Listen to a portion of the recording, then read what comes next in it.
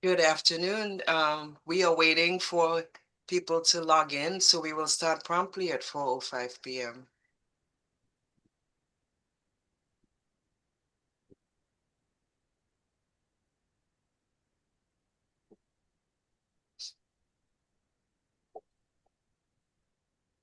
Good.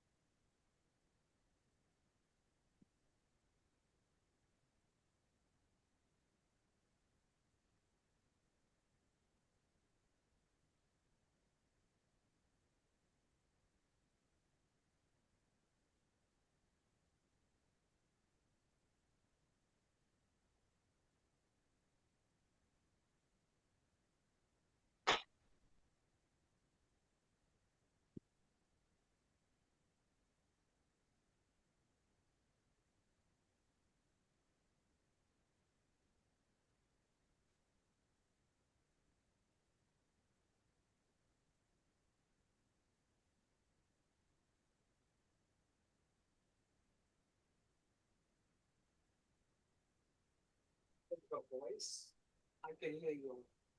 Okay, we just raised this for you. Yeah, but I can hear you talking.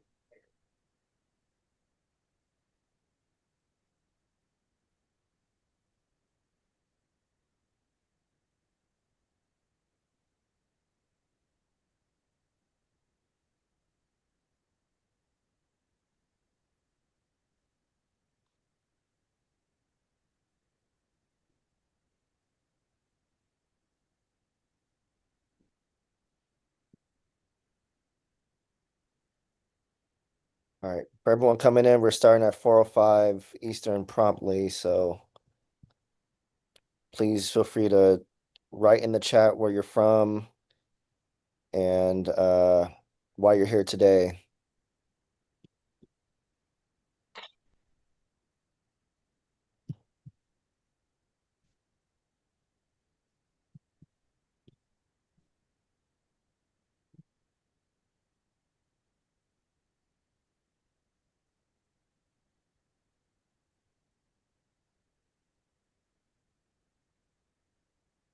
All right, Dr. CBD is okay to get started? All right. So hello, everyone. My name is Dante. We wanted to welcome everyone to this timely event titled the New/Old Imperialism, Venezuela and the Current Caribbean, featuring several political leaders and experts from around the region and around the world. I'm here representing the Claudia Jones School for Political Education, which is a mass organization based in Washington, D.C., aiming to raise the class and political consciousness of the community here through political education and action. We are named after Trinidadian-born Marxist Claudia Jones, who was a major leader in the African American and women's movements in the United States before she was deported to the UK during the McCarthy period. She spoke regularly to the issues of peace, equality, and socialism, which led to her arrests and eventual deportation. We are seeing this type of repression when it comes to activists standing in solidarity with Palestine, Venezuela, against police violence in the US, and against ICE terror against our communities, which led to the recent murders of Renee Nicole Good in Minneapolis and Keith Porter Jr. in California. With that, I would like to pass it to my dear sister, Dr. Carole Boyce Davies, who will be moderating this discussion today with our panelists. So I'll pass it to you, my sister. Well, good afternoon, and thank you so much to the Claudia Jones School of Political Education for hosting this event. And just clarifying that this organization has an origin that precedes my work. So it's not, there's no connection at that level, but at the level of support, understanding, and ideological connection for sure. I'm Carole Boyce Davies, and I'm the moderator for this afternoon's discussion. And we are really pleased to engage this question for several reasons. First of all, I'm from Trinidad and Tobago, and I have been so concerned about this construction of Trinidad as being the place from which this horrible event took place over the weekend, and which was led up to by the current UNC government and its leader, Kamla Persad-Bissessar. Particularly too, since I've done work on women and political leadership, and clearly we've talked about transformative feminist leadership, and this is not it at all. This is the opposite. So I want to really clarify that. The idea, though, of scholarship on various imperial formations in the Caribbean and its handoff of the British, in the British case, to the American control has been documented considerably via business interests, which we see operating in the Caribbean, American monopolies of resources for continued extraction, and the growth of American capital across the region. The assumption then that the Caribbean and Latin America is therefore America's taking underlines assumptions of American tourism sometimes, but also definitely business control and interest. And it really fits into the extraction model, which was launched from the time of Columbus's discovery, so-called, of the Caribbean and his search for gold, which was part of the process, again, of extraction. A number of Caribbean scholars and intellectuals, so cultural activists, singers, poets have analyzed this ongoing reality of the intersections of colonial imperial control. Among them, Claudia Jones' American Imperialism and the British West Indies, 1958, republished in Claudia Jones Beyond Containment, is highly recommended, published in 2011. There she argued that the then West Indian Federation was already mortgaged to American imperialism. Indeed, this has been an ongoing issue of navigations of most semi-colonial Caribbean leaders since the 1960s, and I call them semi-colonies in a paper I did at the University of Havana last year. The recent alignment then of the UNC government in Trinidad and Tobago under Kamla Persad-Bissessar does not represent the entire country nor the larger Caribbean, as it has been framed in some recent media. Indeed, Mia Motley, then head of CARICOM, had consistently asserted that the Caribbean must remain a zone of peace. Kamla Persad-Bissessar is identified as an open betrayer of decades of independent Caribbean assertions, particularly given that Trinidad has been one of the homes of Pan-Africanism, from Sylvester Williams to Padmore to Eric Williams to Cyrilla James to Claudia Jones, Stokely Carmichael, and many more. So panelists today are really well positioned to engage this question. We have a really nice representation from the Caribbean, and beginning with David Abdullah, who we'll call on shortly.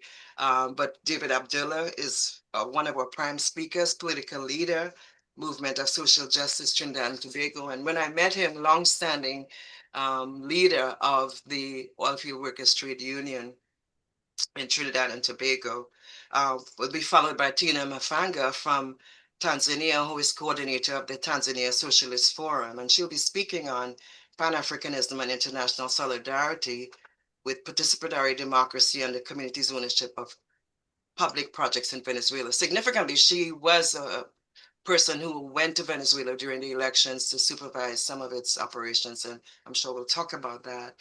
That will be followed by Chenzira Davis-Kahina, Director of Virgin Islands Caribbean Cultural Center, who will talk on the Caribbean Zone of Peace and U.S. colonialism and imperialism realities.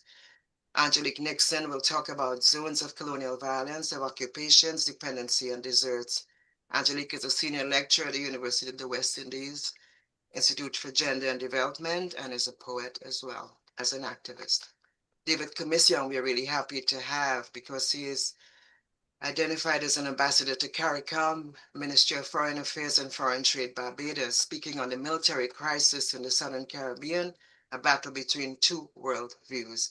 And we are really pleased to have the expert advice of and guidance of Horace Campbell, Professor of Political Science and African American Studies, Syracuse University, on what he calls a U.S. military bluff in Venezuela.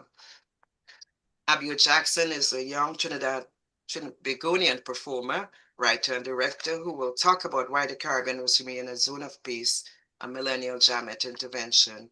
And we will close with another bookend major contributor, James Early, Regional Articulation of Afro-Descendants in Latin American and Caribbean Communities, who will speak on challenges and opportunities to progressive and left defense of sovereignty, independence, and self-determination against U.S. imperial natural resource control and regime change in the complex geopolitics of the Caribbean and Latin America. A long title, but it covers all of it. And again, I am really pleased to present my friend, colleague, David Abdullah, who will talk about decolonization, anti-imperialism in the period of the Trump corollary. Coming to us from Trinidad and Tobago, David Abdullah, you are on. Take the floor. Sisters and brothers, greetings. And first, let me thank Sister Carole Boyce Davies for organizing this very important and timely forum and for inviting me to share some thoughts. Let me also apologize upfront for the fact that I won't be able to stay until the very end of the discussion, as I have another commitment later this evening. When Carole first was in touch with me about this forum, and when I chose the theme for my presentation, January 3rd was not a reality. The military attack on Venezuela and the kidnapping of President Maduro and the First Lady, Celia Flores, forces us to rethink what decolonization and anti-imperialism mean in very concrete terms, especially in the Anglophone Caribbean. For many years, we have identified decolonization, and I'm speaking kind of generally and not a detailed paper because we just have a short time, as being about the transformation of the colonial education system, the absence or lack of teaching and learning about our history and identity from our standpoint, or the transformation of the governance system where institutions of state are still essentially colonial in nature, and the political culture, especially that which was created by the British, is divisive and not inclusive and participatory, thus entrenching those who control economic power. And anti-imperialism may have meant challenging the power of multinational corporations. When I was in the Union in 1979, we had a campaign, Texaco must go in 79. And of course, even before I was in the Union, there was a fight against BP and Shell for the nationalization for a national oil company, which actually goes back to the late 1930s. Or it may have meant challenging the power of the Washington Consensus and the neoliberal policies either dictated by these institutions, the IMF, the World Bank, IDB in Washington, or implemented by our own governments and technocrats and academics who wholeheartedly embraced neoliberalism as their own or meekly submitted to it. And I remember many very fierce debates in Trinidad and Tobago, and one in particular at the Ambassador Hotel in Port of Spain, which was organized by Winston Ducaran, later central bank governor, later Minister of Finance, former Minister of Planning at that time. And he brought in representatives of the bank and the IMF and the IDB, and they were presenting, and Lloyd Best got up and laid into them. I cannot repeat exactly what Lloyd said. I would just simply say that in trade union terms, he used excellent industrial language for about 10 minutes straight and told them that if he was in charge, he would hang them for, in downtown Port of Spain. And then after that, spoke for 40 minutes, giving an absolutely clear macroeconomic and detailed technical presentation on the economy and why structural adjustment and IMF policies should not take place. Everybody just was absolutely quiet. Nobody could respond to Lloyd.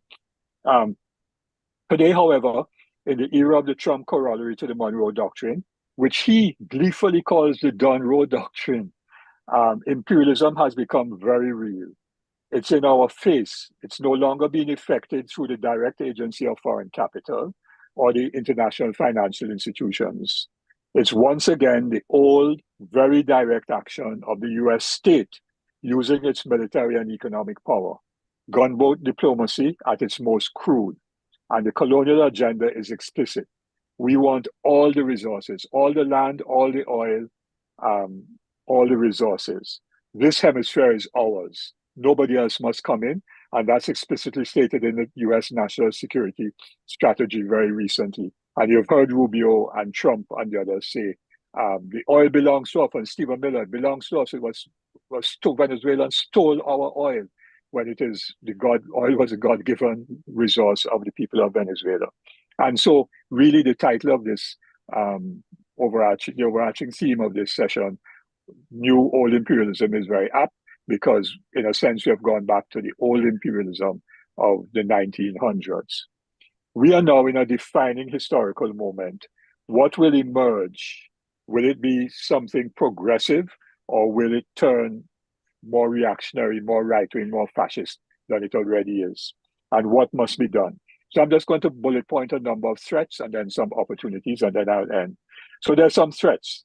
There's fear by some of our governments, and there's fear by our people that nothing could be done.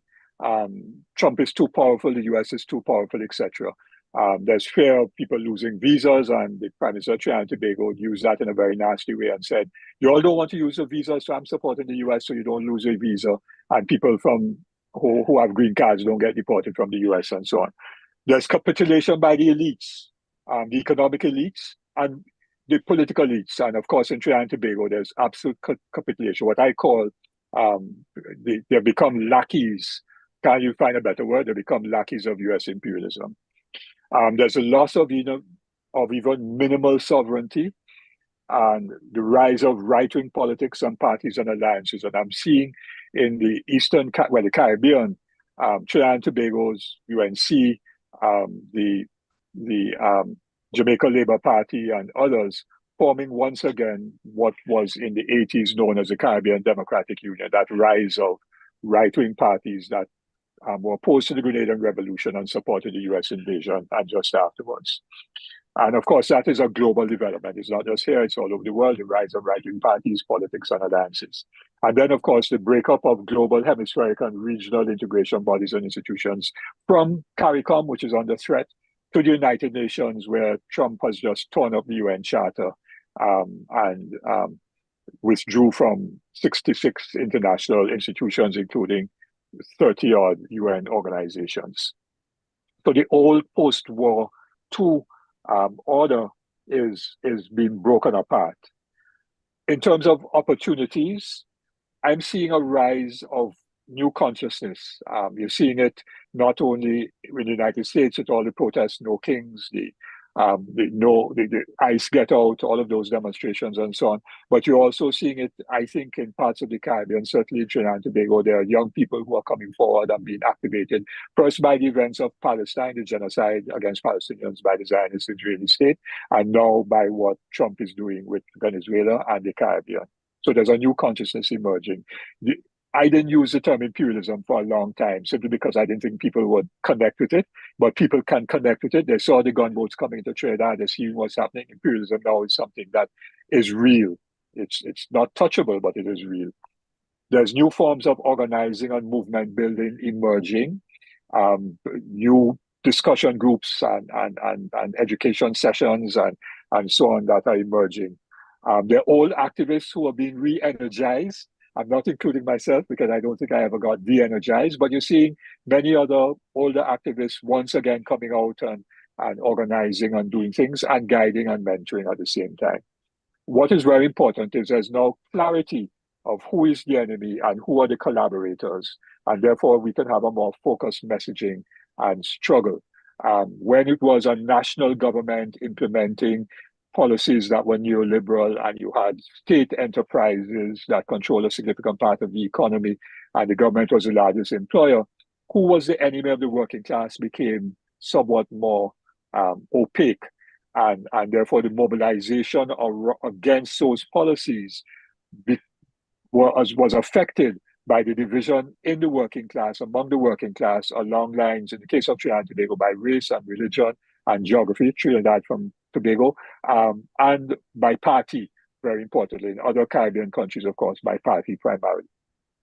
But now, clearly, US imperialism is an enemy, and we know who the collaborators are, and therefore it is possible to rally a broader national front, a national movement against US imperialism and this colonial agenda in this period of Trump.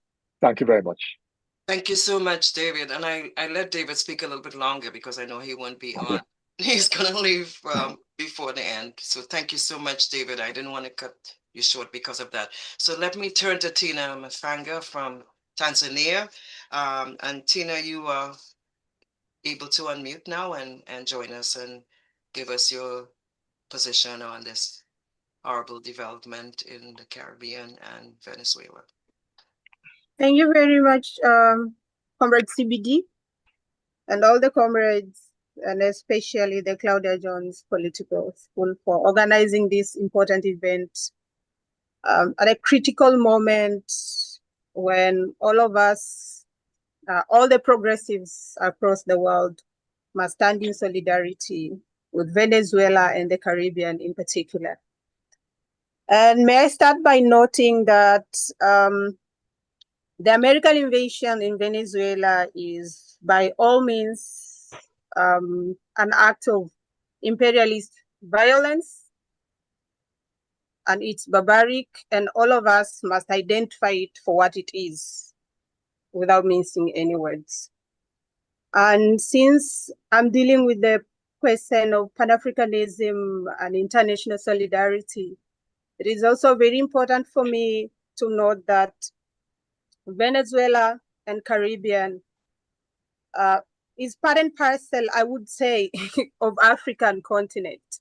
You know, we have been connected historically through the pain we share by the horrors inflicted upon us since the time of slavery. So for Africa and for the African continent, our Caribbean comrades are actually our blood brothers and sisters. So any attack on Venezuela or an attack on the Caribbean is actually an attack of the Afro descendants, and by the same token, an attack on Africa. So this is also very important to highlight. But literally, Venezuela is not condemned for being undemocratic, as you know, the evil empire would want to portray it. Rather, Venezuela is being condemned for trying to be independent of the imperialist powers. And I'm connecting this with the experience I've had in Venezuela, as you mentioned earlier. I happened to be in Venezuela 4 times, and 2 times among those were the moment when I went to observe the national process, which actually puts the participatory democracy in action. As you may all be aware that Hugo Chavez made a lot of transformation after the revolution, and one of them was actually to replace the liberal democratic institutions with the communes, trying to build what we would call the socialism of the 21st century, where people from the grassroots are organized in communal councils, right? In urban area, it could take 200 to 400 communal councils, whereas in the rural, it could be 20 to 40, if I'm not mistaken, communal councils which form a single commune. And these are full citizens' assembly, if I may call so, which directly participate in decision-making of the day-to-day things that affect their daily lives. So in Venezuela, the election doesn't end with electing in the leaders, but actually it is an ongoing process where all the people get a chance to directly participate in the decision-making of the broad issues that affect their well-being. And the national consultation process actually is a process whereby every person participates in deciding on what type of development should be brought within their neighborhoods. So if you look at how the process is, it's actually the central government that works in accordance with what the communes want in terms of the social development and so on and so forth. So if you try to look at it, it's a very advanced form of democracy, which is not even in the United States. So it's so funny actually for one to say that Venezuela is an authoritarian state. So we know for sure what condemns Venezuela is its attempt to try to be independent and to be a sovereign nation that refuses to leave its resources to be plundered by the Wall Street criminals and try to put them to the hands of their people for the well-being of their people. And this is very important and should be a concern for Africa, because as a continent that has been under colonialism and currently imperialism for all those centuries, this is directly connected with what our continent is trying to grapple with. Being subjected under the imperialist aggression, where all our resources are being plundered, to continue developing the imperialist nations while our people are starving. The Venezuelan example would have provided our continent with a perfect example of how a nation should chart its alternative path. And of course, it is the story that we also share in our continent. As we all know, we have also experienced, the regime change of all sorts. Assassination of our best of our presidents. Speak of Congo, what happened to Lumumba. Speak of Burkina Faso, what happened to Thomas Sankara. You speak of Ghana, the overthrow of Kwame Nkrumah. All of those who were actually trying to chart an alternative path which would have worked for their own people. So what is happening in Venezuela is not something new. It's something we know, and it's something we have gone through as a continent. And that's why it's very important as an African continent to condemn in the strongest terms possible and stand in solidarity with the Venezuelan and the Bolivarian Republic of Venezuela. But it's so sad that our governments are hesitant to give their position about what is happening in Venezuela. If you've seen around, we only have a handful of African states which have tried to be bold enough. Speak of South Africa. At least the government has tried to be bold enough. Some of the countries in the western part of the continent, around the Sahel region, and so on and so forth. So it is really sad that as the continent that has been subjected into the very same experience, we have the heads of state who do not understand the importance of being in solidarity with the Bolivarian process.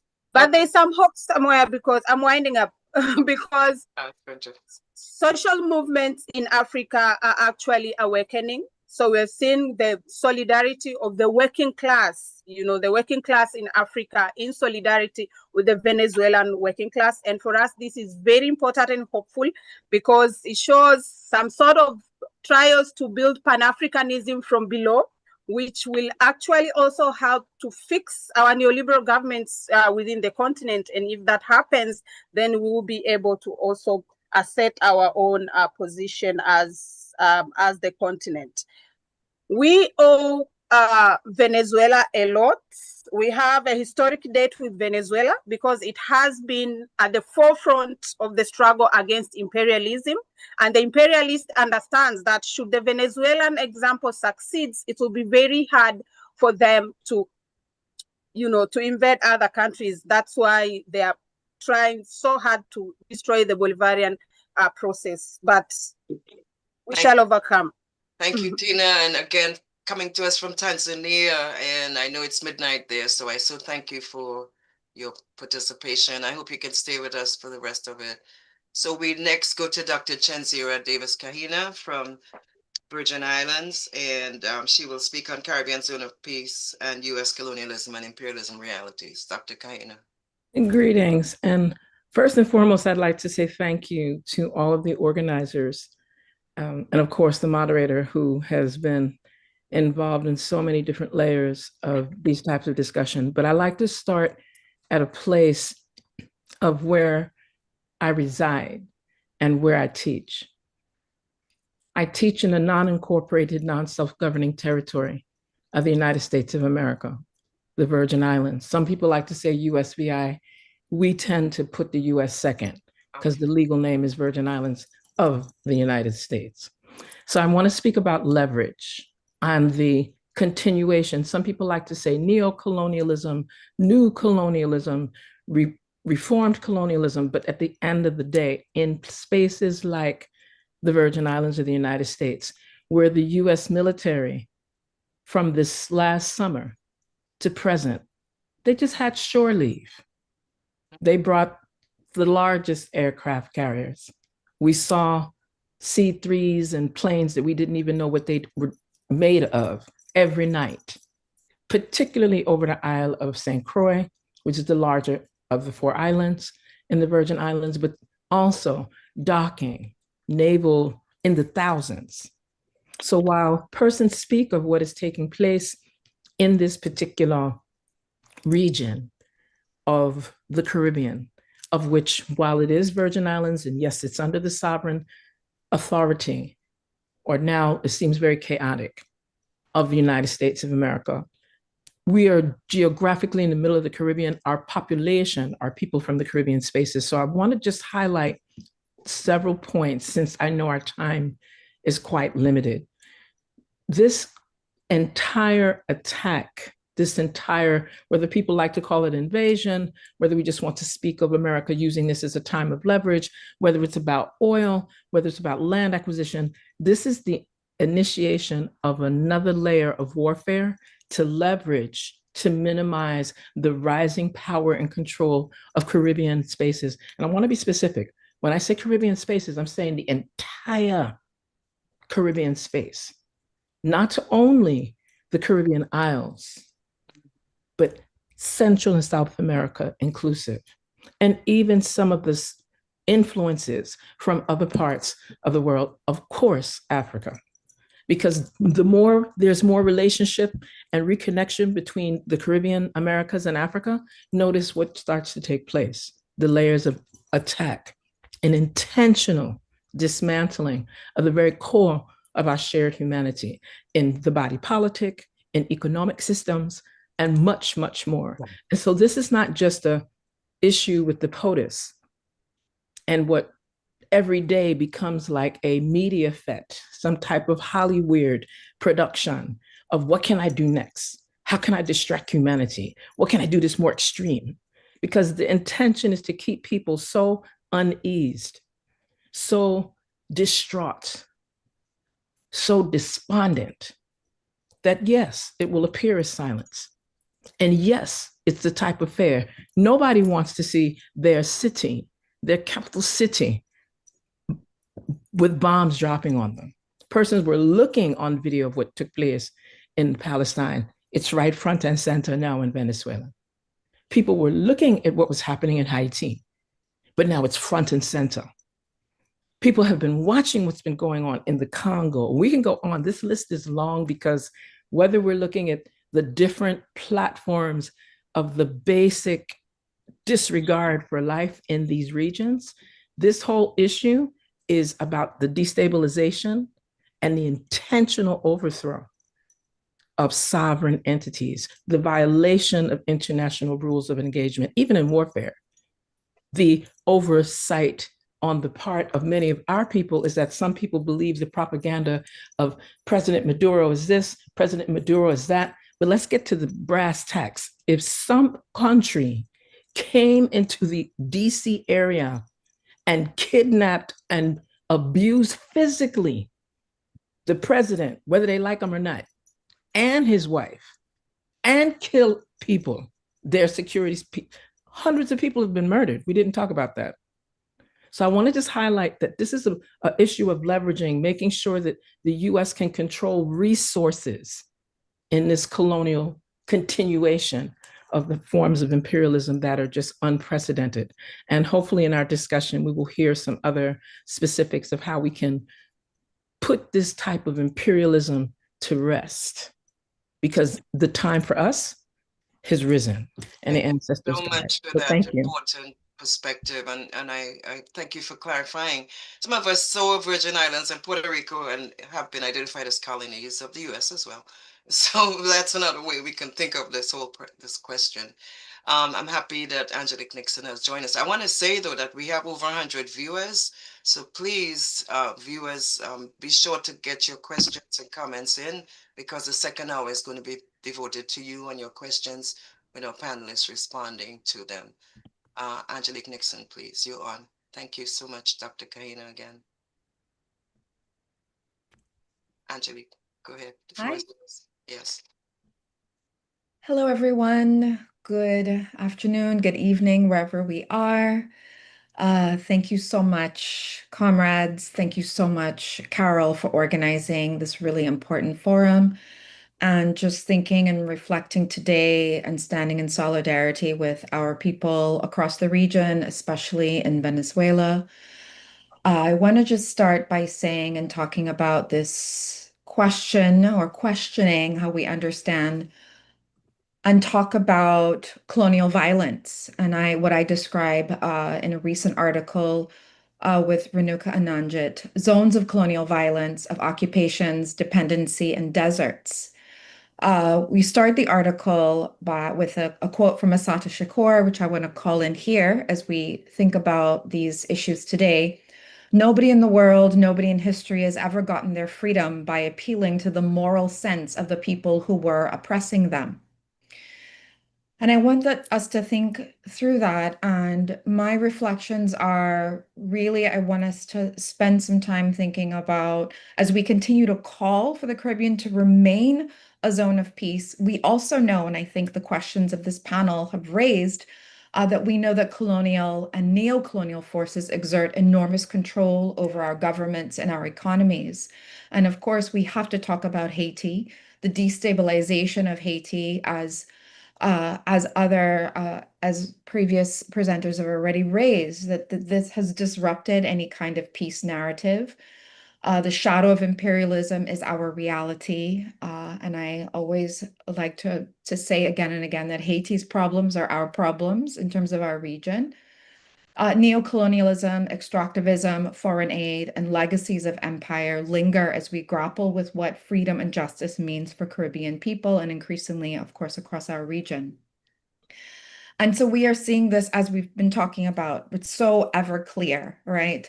I think David already introduced this for us to think through. We didn't think we would be here. I think when we first raised some of these questions, and with the shocking and explicit aggression of US imperialism through the invasion of Venezuela. But we also shouldn't be so surprised when we think about what happened in Grenada, what has happened and continues to happen in Haiti, and certainly what happened and continues to happen in Cuba, and what is ongoing in Palestine, right? And what we've seen over the past several months with military interventions and the extrajudicial killings of fisherfolk across the Caribbean Sea and Pacific Ocean has brought us here, right? And now we have, as we just, thought through the amount of people who've been killed in this invasion, we might not even know. We don't really know the full numbers, and we won't know the extent of it. But that being said, I want to raise another point as we continue to hold and think about Haiti. So we have had all of these occupations. We know the dependency capitalism system that our region has been involved in. So when I describe zones of colonial violence, I mean, we've already been living in it. And as we, position our region as a zone of peace, we have to also say, wait, we've been grappling with colonial violence, and now we are seeing it rearing and re-emerging and actually being so blatant and brazen with this administration and the US administration.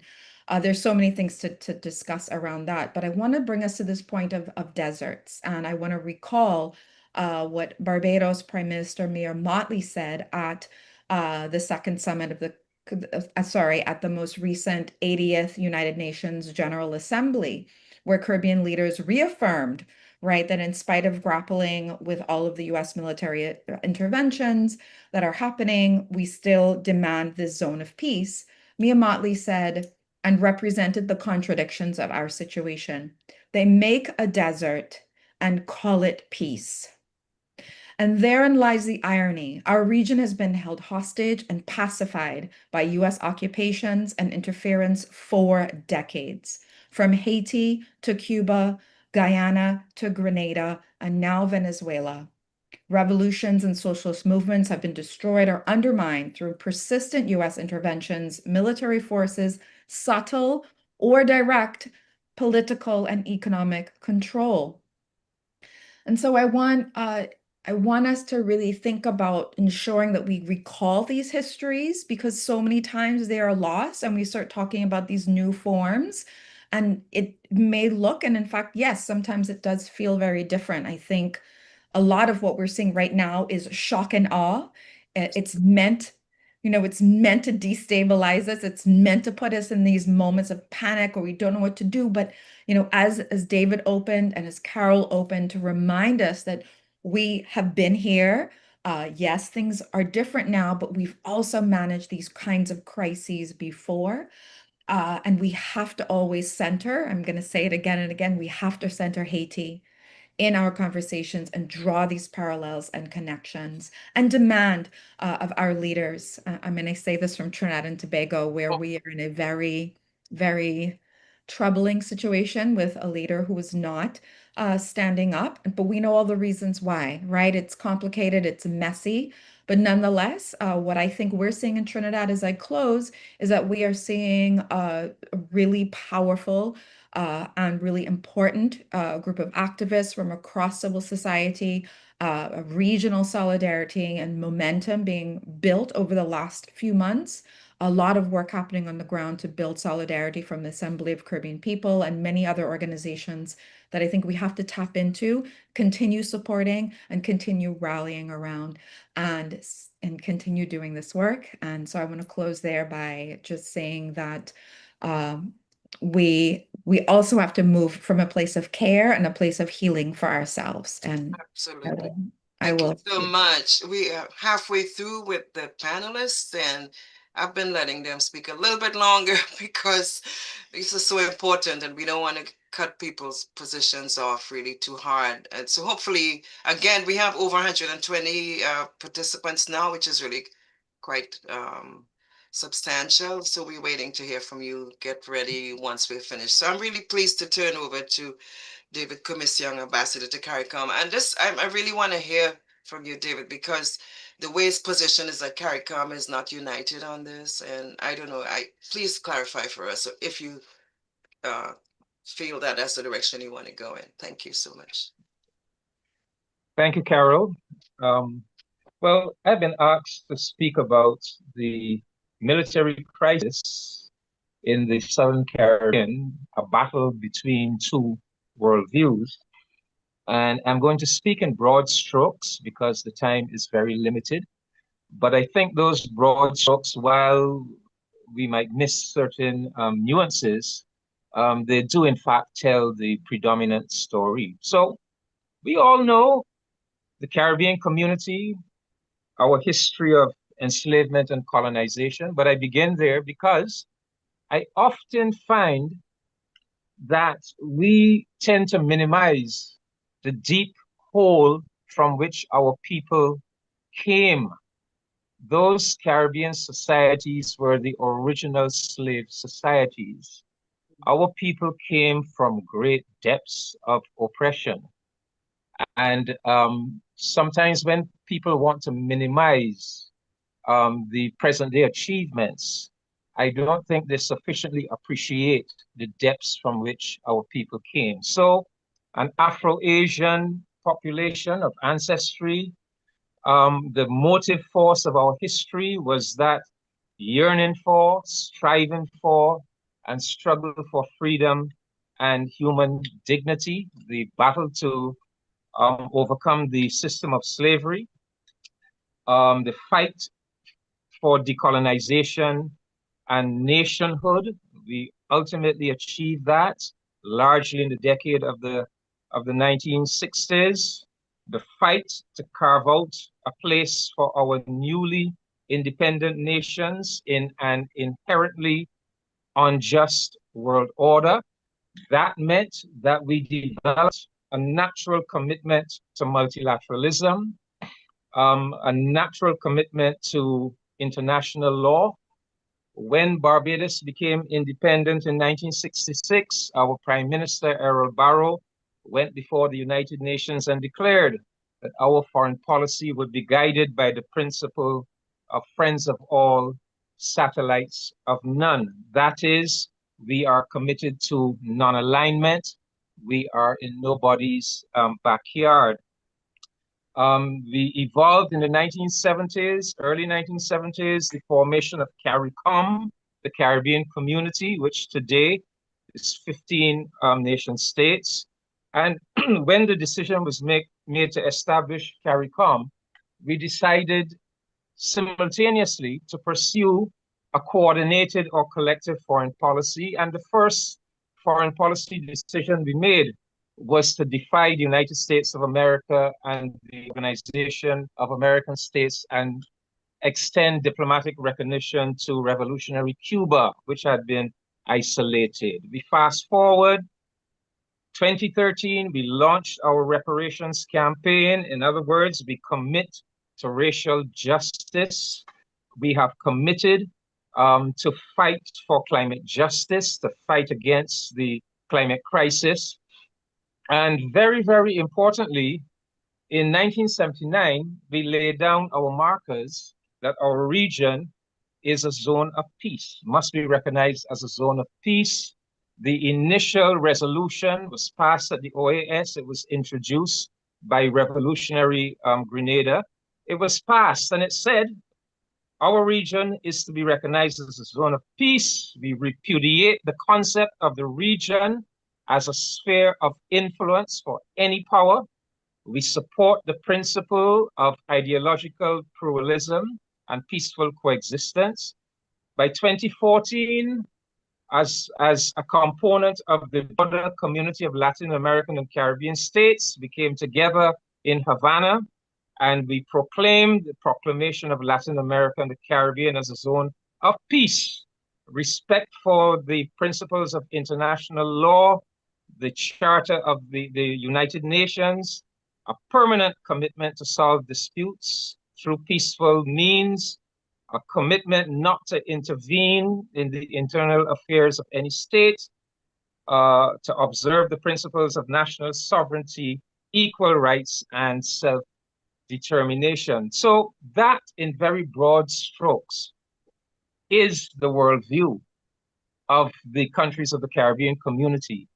I'm not saying that there has been a perfect adherence to all of those principles, but left to ourselves, that is our fundamental impulse.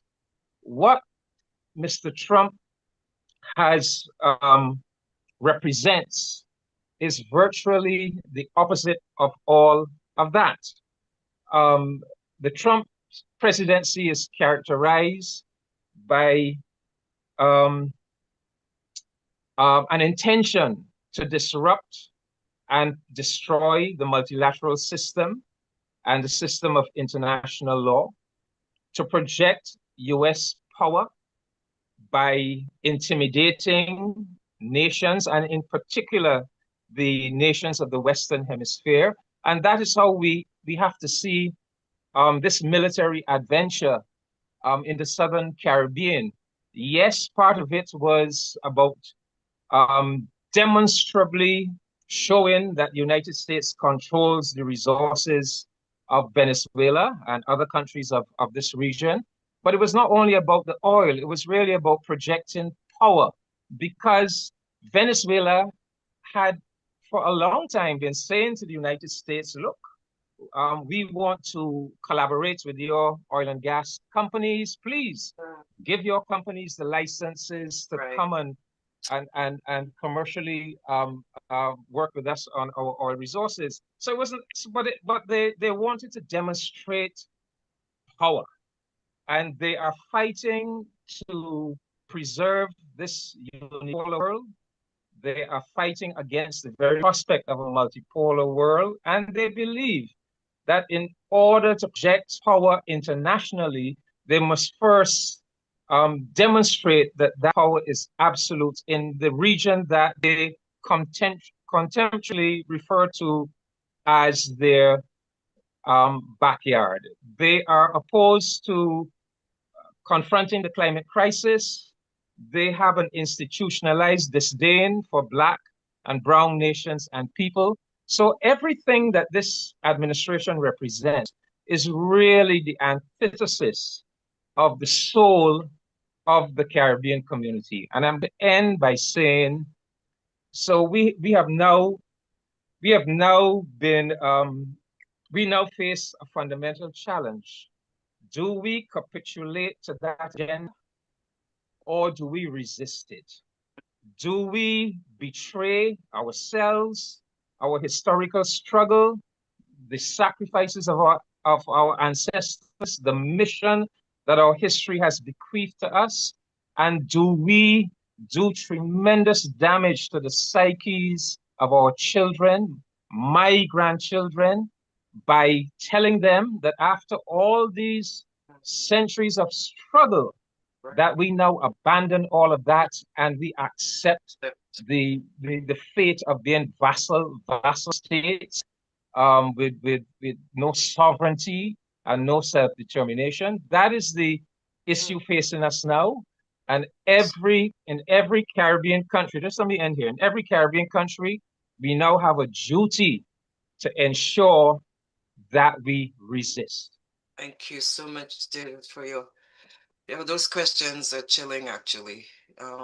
Yes, we have also 3 great questions coming from our audience. Again, it's over close to 150 people, which is lovely to see. But if you look at the chat panelists, you'll see questions that are targeted. There's one, I believe, for Tina on the communes. There's another one on lessons from the past, which both David and past speakers can respond. And of course, one directly to Comrade Abdullah. So now we go to Professor Horace Campbell, political scientist on the U.S. military bluff in the Caribbean. Horace, Malimu, it's yours. Thank you so much. And friends and comrades, it is indeed important that we are having this reflection on the abduction of the Venezuelan president and his wife. This is not just an attack on Venezuela, it's an assault on the entire global South, Africa, Latin America, the Caribbean, Asia. It's a desperate act by an empire in decline, clinging to power through recklessness. In fact, when I gave the title to Carole, I was looking at this in terms of how the imperial decline and recklessness leads to military bluffing. And as we learned with Adolf Hitler, history teaches us when empire collapses, they lash out violently. Today, that violence targets Latin America, the Caribbean, and threatens to genocidal violence in all parts of the world. And so we have special responsibility of intellectual and political clarity.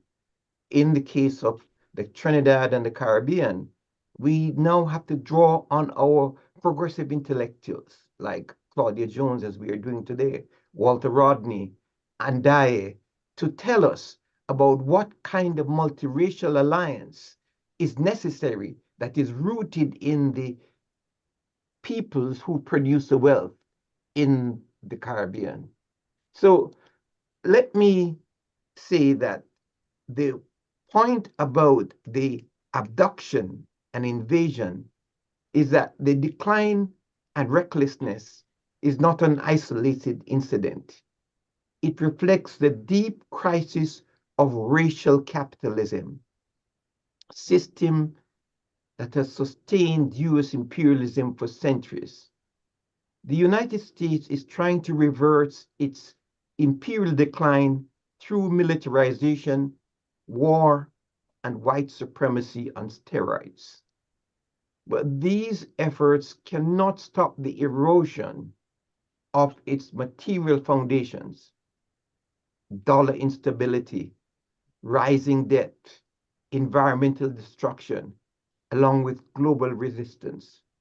The abduction of President of Venezuela is a symptom of desperation, not of strength.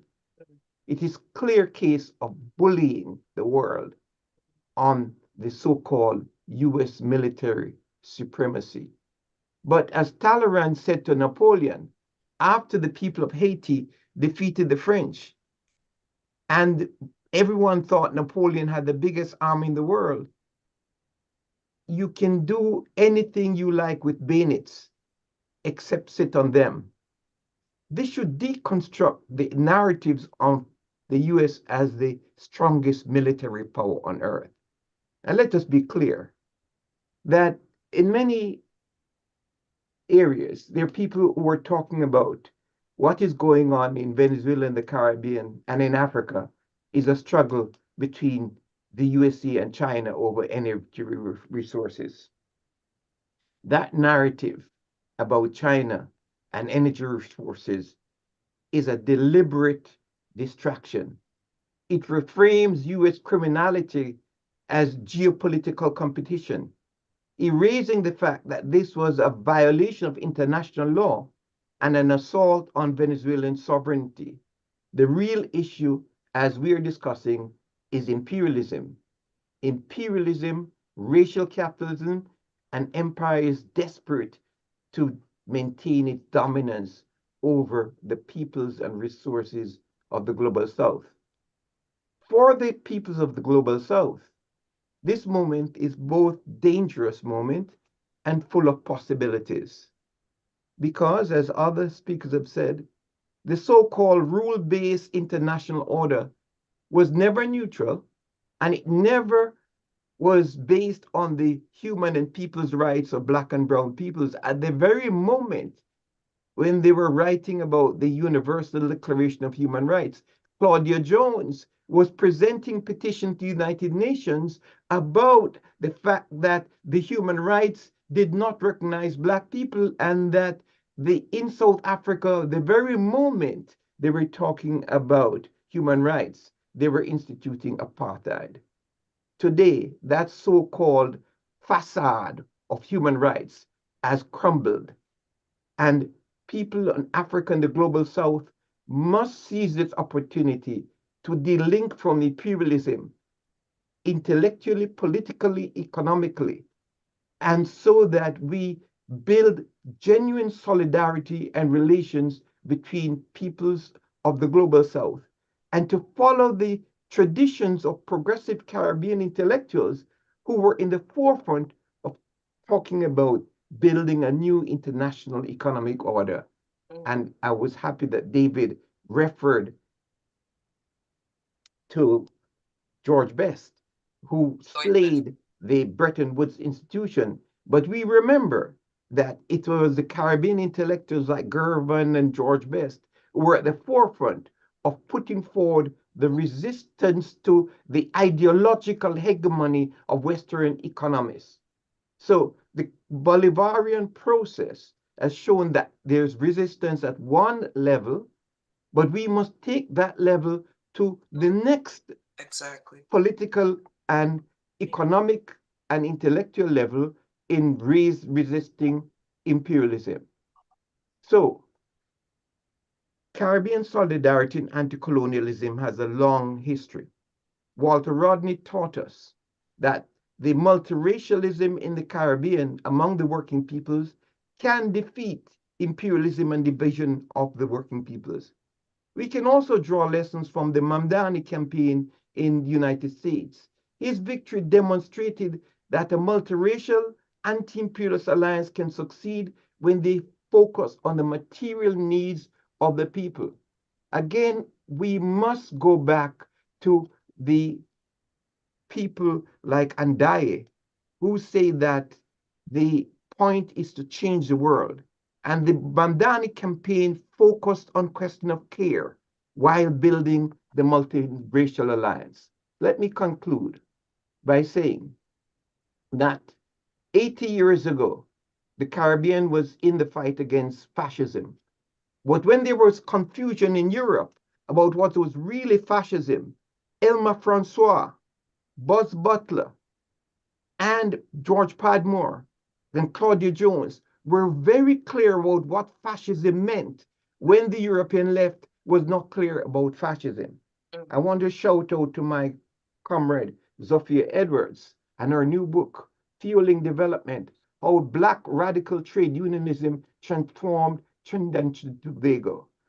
What Zofia has done is to bring out the traditions of the Rodney traditions, the Andaya traditions, the Claudia Jones traditions, to not to intimidate people about the strength and power of the United States, but to point out the potentialities of the working peoples, especially working class women, and how to build alliances. The US decline will breed more recklessness, more military invasions, more attempt to dominate the South. But decline also creates opening for transformation. The antidote to US imperialism is solidarity across global Africa, Latin America, standing together to break from racial capitalism. The future belongs to those who organize for justice. Let us seize this moment and build an anti-racist world beyond empire. Wonderful, Dr. Campbell, Malimu Campbell, thank you so much. And we're just at 5:02. We're a little bit behind, not horribly so. So I'm pleased that we have 2 more speakers and we have some great questions. If my panelists would look at the chat, you'll see there are some specific to David Commissiong on CARICOM. There's one on Haiti, a couple on Haiti, and Angelique probably and others can address that. And several of them are specific to people who have spoken. There's one in Jamaica, and I'm sure Horace, you can respond to that as well. So Abio Jackson, I'm so pleased to meet you and know about you, and take the floor, please. Greetings, everyone. My name is Abeo Aisha Christabel Jackson. I'm a millennial Jamet and 6th generation American from the lineage of Amphi and Bashana Jackson. And it is important for me to say that, because I cannot do this work without standing on their strength and their shoulders. This is an excerpt from a millennial Jamet intervention from the Vigil for Peace at Woodford Square, Port of Spain, Trinidad and Tobago, December 7th, 2025. I come to the square tonight as millennial Jamet, new manifestation of the same woman they try to shame in school book and church pews. I come as she who see behind the veil through propaganda under skirt tail and petticoat of them who selling we out piece by piece, coastline by coastline, island by island, because they could find their ass in St. Vincent to push in the Macamillion as emissary of empire, while they give we about 7 different stories about the judgment radar. So to me, interference is the code. So yes, diplomacy nice, but sometimes what we really need is a cuss-out convention. Plenty respectable please and thanks, dotted I's and crossed T's, they getting we nowhere. So let we talk the thing clear. Because like we gone collectively blind, like everybody have yampy in their eye like Lagley. While we have the privilege of being tired and overwhelmed and somehow still sleeping comfortable when the night come under threat of bomb and gun, they turn we whole region into a chessboard with the assistance of a rising sun. Militarized, compromised, marked for strategic interest, marked for intervention, marked for help. We never ask you for no judgment help. Them so help this come with bloody bill of sale. How not to want to cuss 100 plus now dead in the water and headset on international media, stammering and throwing the admiral under the bus. And murder is still murder and slaughter is still slaughter, not a word of compassion or shred of dignity or honor for we very own whose Roman souls now call for justice underwater. But we supposed to be grateful for help, how they come to fix school and build road, help that has come with soldiers, bullet and colonial chains dress up as partnership, while we ignore every precedent of where this has happened before. Every time you trust empire, you're guaranteed to get your head bust. We here trying to rationalize dancing to a tune of a hungry MAGA death cult that don't care nothing about the goodly lady, her legacy, much less we. But years of festering hate and revenge, aspirations of proximity and blind ambition is the yampy in the eye that too ignorant to see. You could pee in we face all you want, it could never be rain. And we will call you out again and again on every lie, every inconsistency, every misrepresentation again and again. Administration henchmen, village idiots, and hack jobs singing for this supper. America with 3Ks must be just really whine on their head every day that it was so easy to convince we to give up with power. Have we sweet little sister Isle as a sacrificial goat in a race? Leadership like Bebe while a population ain't know what to think. Tie up like market crab and waiting. Big macro target painted bright red on we back in foreign ink. How Tobago reach so? How we reach here? When we decide that sovereignty was an optional affair, or that imperialism sweet. Once your visa stamp in your passport what they get to rub your eat. And this is where all you go vex with me, because I come to lash we too. Jane and John Lehman to vacillating all over the place can't catch the self-opposition, because we too love to play dead. We love to hide behind we degrees, we mortgage, we soft job and call it middle class, when all our we is working poor, struggling and catching we ass. So while we still clinging to the fantasy that capitalism will save us, and our silence and pretense that it is business as usual go be we shield, our brothers and sisters a few kilometers from our coastline face bombs, death, and the bread that the devil need. But we say nothing because it's them, not us. Their sons, not ours. For now, we waiting for that table to turn, and it will, for our knees to bow. And crime is the dog whistle of the festering sore of ugly race and class dynamics that we too terrified to bust. We cannot win with respectability and asking massa politely. But you see, all your soul did never like to listen to men like Stokely. We can't pay rent for we own place with silence. We cannot raise children in a country that's smiling in a foreign face, trying to convince ourselves of its benevolence while selling out we soul. That is a different kind of violence. Wow. This excerpt. Preach, girl. Wow. Can I Powerful, powerful. You know, the poet usually goes there. You could go there. Just, just be there, girl. I'm really proud of you. Thank you. I have a contextualization. I'm feeling it inside. I'm feeling it. I have a contextualization that I'll only read one little part of the supposed academic part. This excerpt must be read not as rhetorical excess, but as Jamet praxis, a deliberately unruly mode of Caribbean knowledge production that intervenes where polite discourse fails. Exactly. Drawing on Tony Hall's theorization of Jamet consciousness, which is important, the piece mobilizes performance, vernacular, and historical memory as analytic tools of how to expose imperial power as it operates not only through overt military force, but through effective management, distraction, respectability, politics, and regional complicity. The Jamet here functions as what Sylvia Wynter theorizes as the counter-humanist figure, one who speaks from outside the colonial order of man to articulate truths, rendered illegible by official state and diplomatic language. And finally, she's also particularly important as she challenges leadership that seems to be the antithesis of what Caribbean womanist leadership is supposed to embody and represent. I'll leave it there. Abio, Ashe, thank you so much. Thank you. I enjoy knowing you, and I look forward to more from you. Definitely do. And the next person speaking can tie a lot of it together because he's worked across Afro-descendant communities across Latin America, Cuba, so many other locations.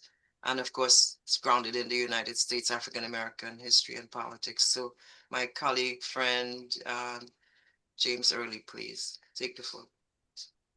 Thank you. Let me just start out by saying I've been particularly jarred with the kidnapping of Nicolas Maduro and Celia Flores, with whom I've had the opportunity to spend some quality time and to see them in their most human, not just political reflections, as a very close-knit couple and with a Christian revolutionary perspective. I've been fortunate since the late 90s to have spent a considerable amount of political organizing time at the invitation of left Afro descendants throughout Latin America, including in Cuba, and to spend some time quality time with both Hugo Chavez and two presidents of Cuba. And it's out of that personal backdrop that I want to share some quick drafted thoughts about the political moment with regard to challenges and opportunities before progressives and leftists, meaning socialists, in defense of sovereignty at this immediate moment, self-determination, within Latin America and the Caribbean.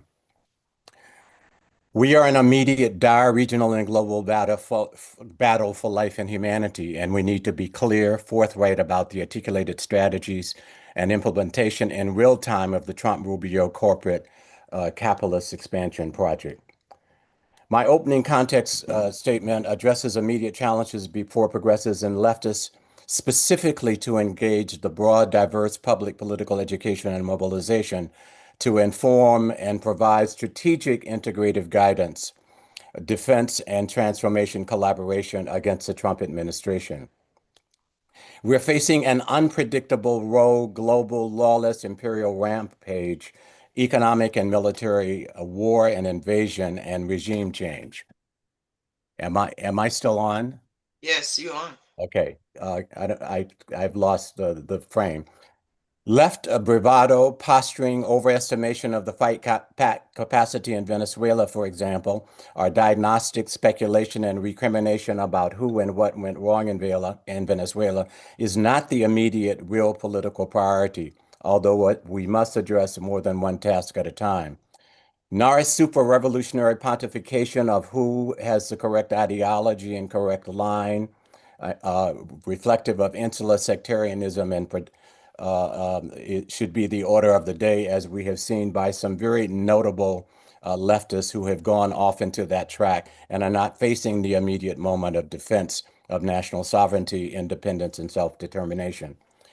The historical and contemporary geopolitical role of the Caribbean is not deeply understood, appreciated at mass levels within the Caribbean, and certainly among the U.S. public, in whose name and with whose resources historical and current exploits of and rampage of the Trump administration imperialism is historically related and now virulently unleashed with varying degrees of mass ideological and political distinct public opposition and acceptance and conciliation by contending Democratic Party leadership in the United States in the name of its voter base and in the interest of the country at large, as we are witnessing among some Caribbean and Latin American leaders to varying degrees in support against Venezuela's national sovereignty and in support of regime change.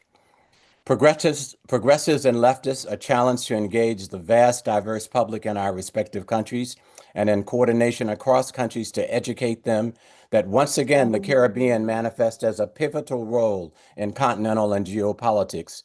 Dating from the 16th century European Atlantic slave trade, beginning launch of the globalization of the socioeconomic capitalist system, to the president-setting anti-colonial victory in Haiti, to the liberated Haitian republics organized and led by enslaved Africans and their descendants, becoming an indispensable role in support of the beginnings and success of armed anti-colonial Bolivarian revolution, which unleashed integrated successful liberation struggles in countries across Latin America we know today as Bolivia, Colombia, Ecuador, Panama, Peru, and Venezuela, all setting the liberatory background for the 20th century global impactful Caribbean Cuban Revolution and the Socialist Project, which has contributed to African liberation and progressive and socialist Latin American governance and economic projects and the advancement of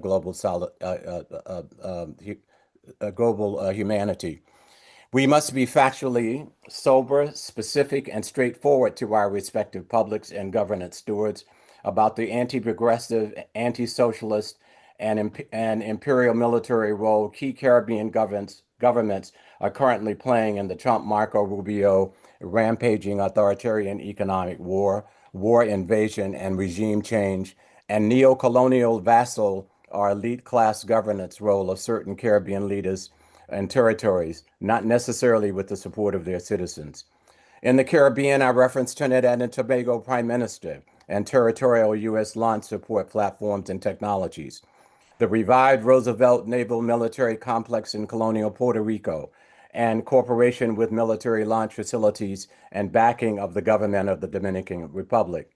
As we organize to defend and to go on the offenses to confront and stop the Trump-Rubio America onslaught, our publics and politicians must be reminded that U.S. imperial expansion in the Caribbean primarily occurred in the 19th and 20th centuries, marked by events like the Spanish Civil War, which led to the U.S. requiring territories such as Puerto Rico and Guam.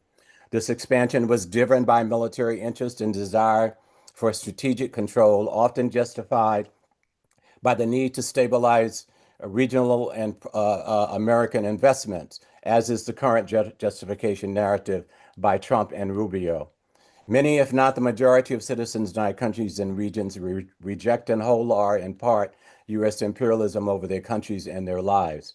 One of our challenges is to connect them to the rich, transformative, liberatory history and contemporary need and the requirements evolved historically in the Caribbean and presently as a pivotal area to defeat the new American imperial imposition.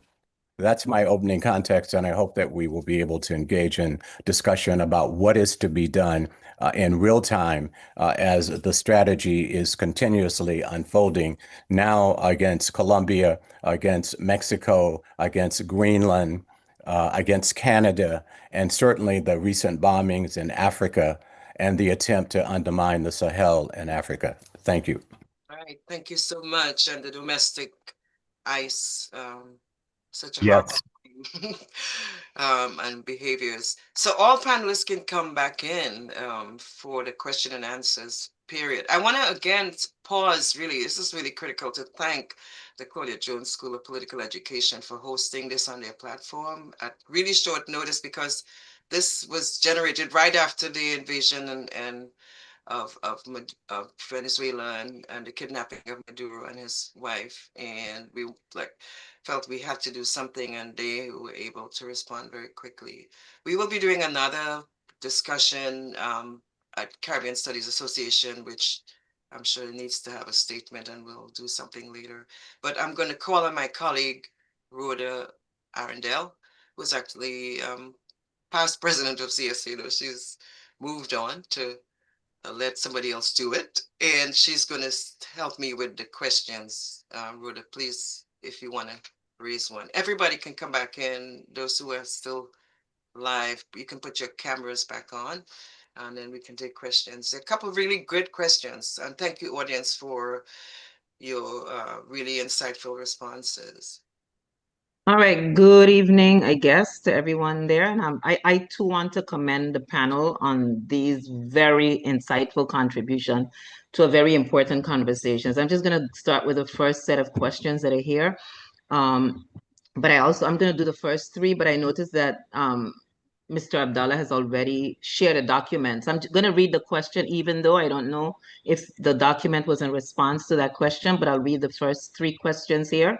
The first one says, what kinds of supports help communes deepen popular democracy, and which forms of intervention risk weakening their independence or participatory character? And I want to add to that the conversation that's taking place with regards to accepting US deportees, and some Caribbean countries are already acquiescing to that, and if that fits in that question. The other question, as someone from Jamaica said, can we consider what lessons from the past, that the many incidents of US aggression and colonization that can inform our current and future actions? So that's the second question. And question number three, which I said was directed directly to Abdullah, why haven't we heard from the progressive trade unions of TNT on the issue, seeing that they have usually stood in solidarity with Venezuela against imperialist ideals? So that's where we are. The first three questions. Okay, so thanks, Rhoda. And if I could just go first, and then I will disappear because I have another commitment. Before I respond to the question about the progressive unions, what I shared was a call by the Assembly of Caribbean People, which we announced yesterday. We are having an activity this coming Tuesday, the 13th at 5 o'clock Atlantic Standard Time, which is 4 o'clock Eastern Standard Time. And I shared the call, and there's a link in it that sisters and brothers can register to be part of it. It's hybrid, so the majority of people obviously will be online, and some of us will gather in Trinidad for it. And it's part of a process. All of these things are important, and therefore we're trying to just continue building and drawing more and more people into the discussion and analysis, and and hopefully commitment to some form of action. So the response to the question about the unions, I'm going to be fairly brief on it. And I'll speak specifically about the Oil Fields Workers Trade Union. I retired from that union almost 10 years ago, so I'm not active in the union. I'm an honorary member and general council member, but I'm honorary general council member, but I'm not active in the union. But I keep tabs with them and I connect with them, obviously, on an ongoing basis. And essentially, what happened is that prior to the last elections in April of last year, a couple of the unions led by the ODBQ decided to join what is known as a coalition of interest with the UNC. And they did that because they were under relentless attack from the last government, the PNM government, which was implementing neoliberal policies that were really targeting the trade unions, because I think the Rowley government wanted to destroy the trade unions as a opposition on the ground, mass opposition to his party and government. And so the unions lost thousands of members. ODBQ in particular was decimated by the closure of the oil company and the retrenchment of all the workers. So they lost 4,000 plus members. And there were other factors which put the union in a very difficult situation. And therefore they felt that getting into a coalition with the UNC would enable some reforms of labor legislation and an easing up on the attacks on them, and some other things which I can't necessarily share right now, but essentially to refloat the unions, because the unions need to be refloated. They need membership, and the membership, the process of getting members in under our labor laws in Trinidad and Tobago is very, very problematic. I don't have time to go into that. So they needed to find ways of refloating to then become once again a strong social movement, which they are not now. And that was why they went in. Now, they're there as a coalition of interest. And I've said to some of my friends and comrades in the unions that as a coalition of interest, you have to defend the interests of the working class. And therefore, you can speak out against policies of the government on behalf of your interest. But they have not yet found that tactic of going forward. They did issue one statement as a joint trade union movement just prior to the first vigil for peace that we had in Port of Spain on the 9th of November. I'm expecting that they will issue another statement. I'm hopeful that they will, condemning the US military attack. It may come not from one union, but from the joint trade union movement. So I'm waiting for that, but we shall see. So that's my answer to that. Sorry for taking a little while, because it's a complex situation. One of the important things, though, is for us to also try to ensure that we maintain as much unity of the progressive forces, whatever those progressive forces are, however weak or however strong, however clear, however unclear they may be about the present moment. So we are trying to build as many alliances as possible and not antagonize sections or create conflict with sections that are not necessarily active at this moment, but hopefully will reactivate themselves in a not too distant future. And with that, I'm going to take my leave and say thank you to everybody. And thanks for having me. Thank you, David, for your time. I'm trying to see if we can get Tina in, because it's 1 a.m. in Tanzania. And there was a question raised to her out of consideration, I'm sure. We can come back to the other question. Rhoda, can you ask? Yeah. Yes, it was a question about communes. Yes. Can you, Rhoda, can you see it? I just want to make sure Yes. we don't lose Yes. her. Yes, Fred. What kinds of supports help communes deepen popular democracy, and which forms of intervention risk weakening their independence or participatory character? Thank you. Well, you can hear me, right? Yes, we can hear you. Oh, yeah. Yeah, so thank you very much. I think there are quite a number, and some of them, as I said earlier, Comrade Chavez really tried to put them in place. One of them being trying to create the legal and institutional frameworks, particularly to recognize the communes legally, so that they don't just remain as some hanging structures with no legal basis. So, and in particular, I can mention 2 laws on these ones. There was a law on communal councils, which was enacted in 2006, and an organic law of the communal enacted in 2010. All of these trying to give the communes, which are basically the organs that helps with deepening of the popular democracy within the country. So they were given a legal basis, and you can see that actually helped to deepen the popular democracy process. But apart from that, the national consultation process, which basically gives these people power to make decisions on the kind of development that they want to be implemented within the neighborhood, goes hand in hand with the direct funding of those projects, which helps in two ways. One, to bypass the bureaucratic process when it comes to the implementation of those social projects, but also give much power to the people through their communes to manage the resources of the country. And so the process is not just left at the stage of deciding that we want a good sanitation, or rather we want the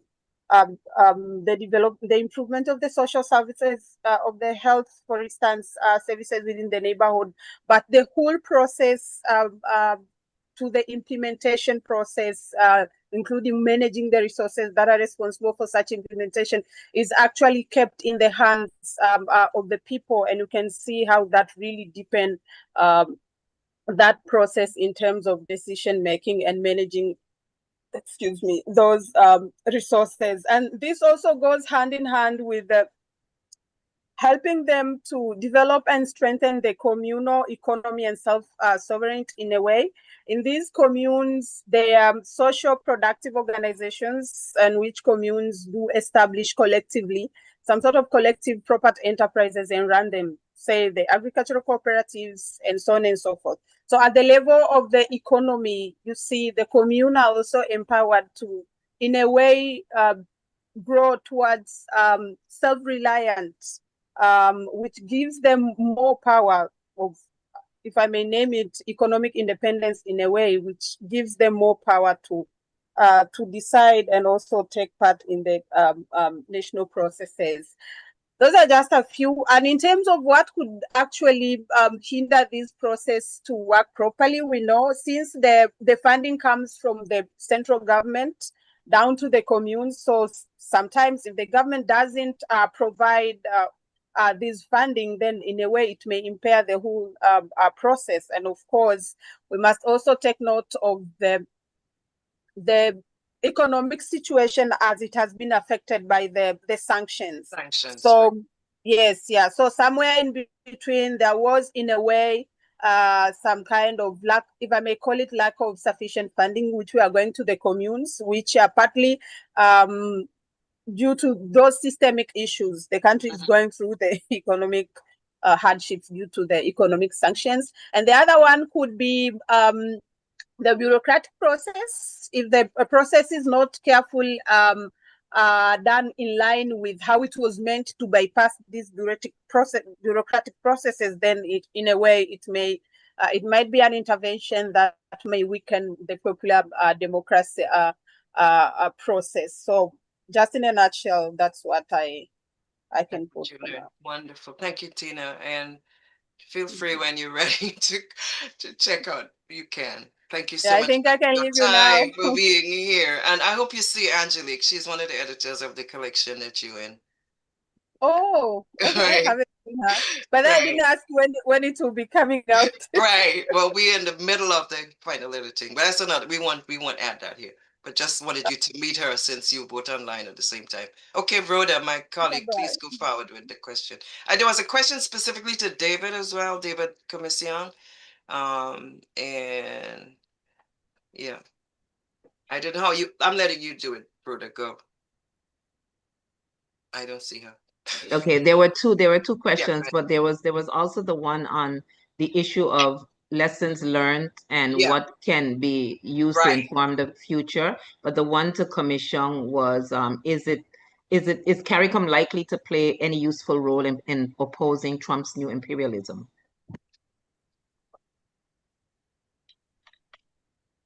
CARICOM is likely to play any useful role. Yeah, in opposing Trump's new imperialism. Well, Trump's new imperialism will directly affect the Caribbean community. As I said in my presentation, the policies represent the very opposite of all the things that that CARICOM would wish to see. The unfortunate thing is that CARICOM has been split. The Americans have succeeded in splitting CARICOM. A number of the member states have been compromised and are effectively in that Trump camp. There are others who, out of fear, have made compromising moves. There's some of our member states whose economy, this citizenship by investment program, is such a big part of their relatively frail economies, that the Trump threat to undo those programs has caused some of these governments to compromise in their action. But the point I was trying to make is that we can't afford not to resist. So we have to find a way to impress upon our governments, our people, that not to resist, to acquiesce in this, is a betrayal of ourselves. It's a betrayal of our history. It's a betrayal of our ancestors. It is a betrayal and an inflicting of unacceptable psychological damage on our children. So that is the challenge for us, for all of us. And I dare say that there are political leaders in CARICOM who are intent on holding the ground. But that is our mission now.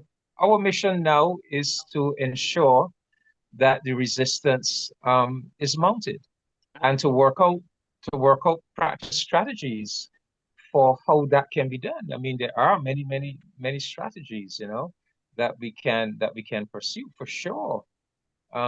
We have to make our economies more self-reliant. We have to become much less dependent on these trade relationships with the United States of America. I mean, these are things that we have recognized, particularly during the COVID period. We have to make more use of the multilateral organizations or regional or multilateral organizations that exist, the burgeoning relationship with Africa and the African Union. So there are several things that we really need to double down on and really emphasize. But we have to confront our leadership with that fundamental sacred fact that to acquiesce in this will be a fundamental betrayal of our cause, of our ancestors, of our historical mission.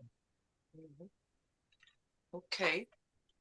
There's a great question about what can be done. Well, how can this panel, I think that would be good for anybody on the panel to engage, to take it further.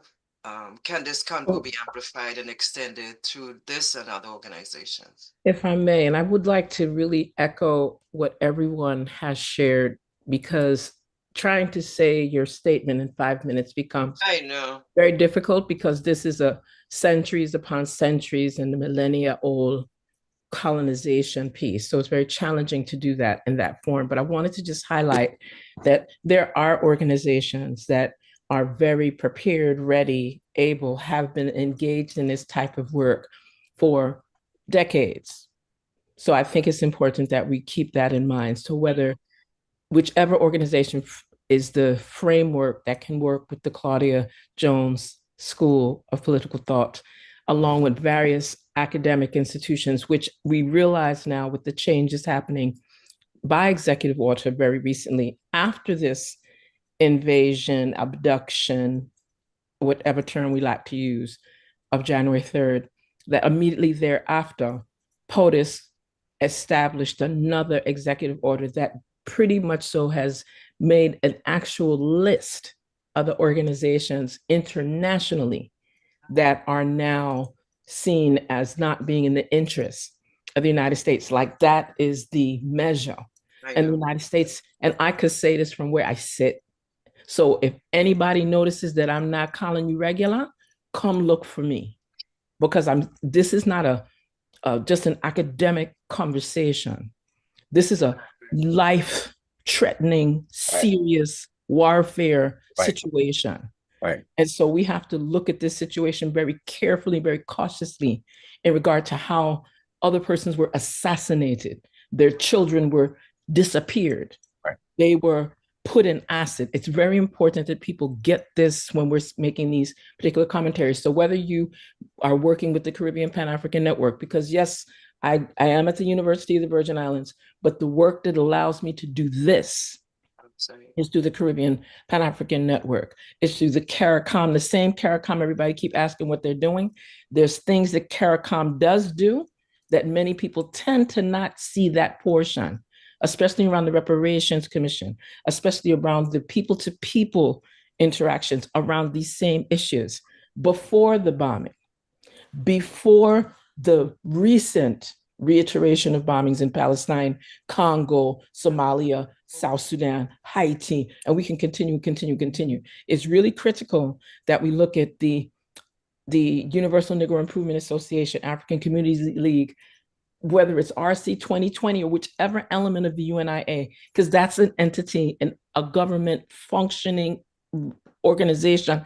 I use the term organization very lightly because the intention of the Honorable Marcus Messiah Garvey was to move as a government, to give us that association of how to deal with these type of issues, so that whether it's Venezuela last week, Cuba in this 5 days, whether it's Colombia next week, or whichever area, Greenland, whatever it's, Virgin Islands, and I keep saying these things so that we don't put blame and focus on what Trinidad and Tobago's leadership, or what we call mislead us, right, chose to do, because fear is serious.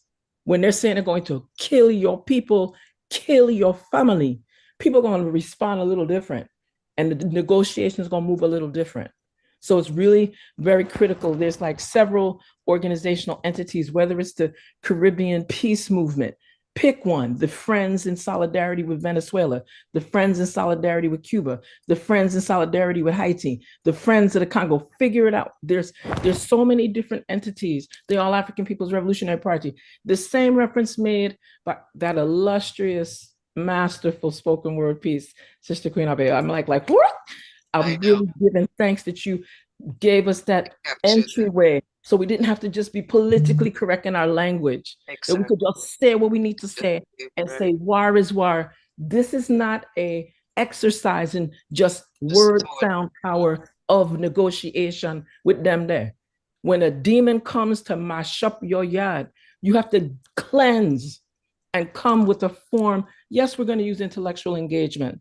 Yes, we can do it from the academic space. Yes, we're going to use all of the research and publications that have been brought forward, but it's really critical that we also include these grassroots, homegrown, because some of the people that's not here are the people that's on the ground, that are bringing weaponry. Remember, it wasn't just the All African People's Revolutionary Party and the All African Women's Revolutionary Union, you know. And Nkrumah spoke to and organized an All African People's Revolutionary Army. And I saw one of my brethren from the Borican, perhaps maybe Puerto Rico, that was making that question. What are we doing about defense? Because at the end of the day, granted, we can sit here and say, peace be still and everything's peace. I love walks for peace. I love moving peace is the intentional form. But we have some warrior children in the Caribbean space in particular, and definitely in Africa. And these warrior children are not gonna just talk and speak and walk and they're not going to just write the articles then. They want to see actionable deliverables, and they want the earth to change. No.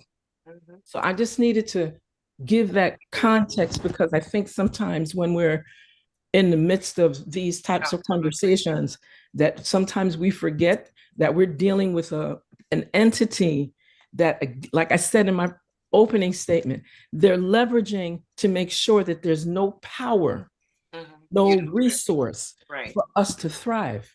When you say that you are going to interfere with our people and humanity thriving and surviving and being able to sustain ourselves, then that means that's worse than World War I, than World War II, than Vietnam, than the war in Korea, than dropping bombs on Hiroshima. This is really at a level that we need to like move it again forward. And recently, and this is my closing commentary on this, the Shirley Graham Du Bois William Worthy Media and Friendship Collective has been hosting a series of platforms and press statements with Venezuelan ambassadors, with people on the ground that know what is happening in Venezuela and have had alliances with Cuba, alliances with Haiti, alliances with South Sudan, alliances with the Congo and other parts of the globe.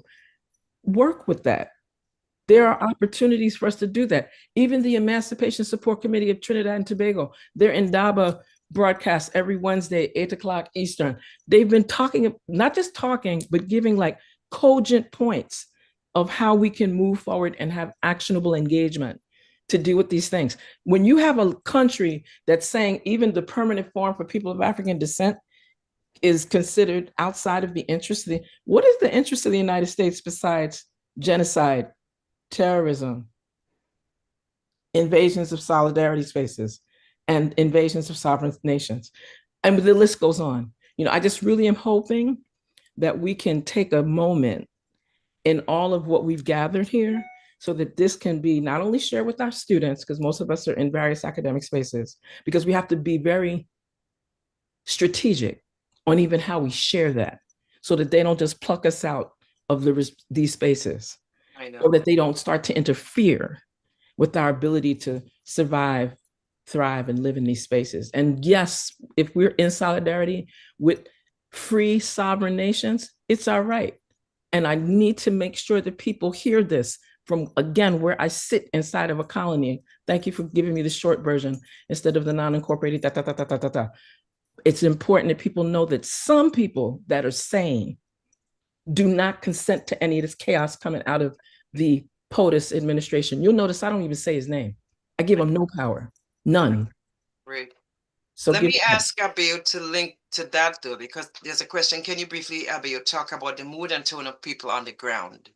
Because that really links to exactly. Dr. Thanks again, everyone. Thank you for the question. Thank you for the space. The link and the tone and mood on the ground, we've gone through cycles of feelings. When we first started agitating and raising the red flag, we were called fearmongers. We were told it was much ado about nothing. And for those who know the Trinidad and Tobago space, you know, we have a very polarized, tribal party politics that operates inside of this space that sometimes makes rationality a little bit difficult to get through the cognitive dissonance that is attached to the party politics in this space. We also have an issue with the miseducation of a society where our education system has neutralized the people.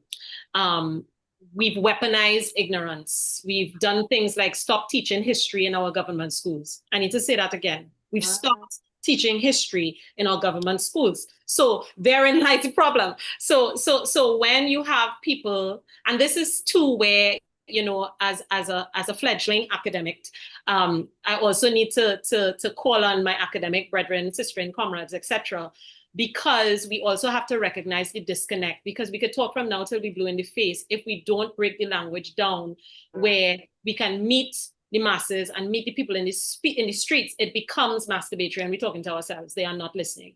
I am fortunate that I also operate inside of the urban radio space. So I get to be a bit of a chameleon. So there's Abeo the artist, there's Abeo the writer, director, theater person. Then there's Abeo the radio personality that operates inside of the urban space, but it's all the same Abeo. And I try to make these things overlap. And that's why I was able to kind of infiltrate in a way where now I'm hearing my listeners talk it back to me. They're using the language. They can now language their oppression, as Brother David said. Things like, I've been saying words like capitalism and colonialism and patriarchy and misogyny and misogyny and all these things on urban radio, which makes me very much an anomaly for the last 3 to 4 years. But now where they are actually seeing it in action, particularly as it pertains to colonialism, capitalism, imperialism in action, they're speaking it back to me. And sometimes we do not give our people enough credit. Now, our Prime Minister has tried to frame our actions, pushing back in terms of the vigils for peace, etc., as being dismal failures. But we have to give grace for the fact, as the good sister just said, that there's a lot of fear operating in the space. And sometimes it's easy for us who are the warrior children in the space, like me, who hasn't had a US visa since my first degree in 2007. And then when they killed Sandra Bland, I was very sure I was not going back to the United States anytime soon. Come on. But there are people for whom that visa in some ways is their lifeblood. It links them to family. It links them to medical support. It links them to various things. So our Prime Minister and administration and the US folks in the space are very, very able to hold that over the heads of a lot of people. So there are people messaging you and saying, I agree with you, thank you for being brave enough, but they themselves are not yet brave enough to stand in the gap. And I understand that putting your body on the line, because that is in essence what you're doing. The amount of people who messaging me and say, take care of yourself, watch your back, etc., because people understand the danger of putting your voice and your body on the line. So there are a lot of things happening in the space. There's a lot of ignorance. There's a lot of Western media propaganda in the space as well.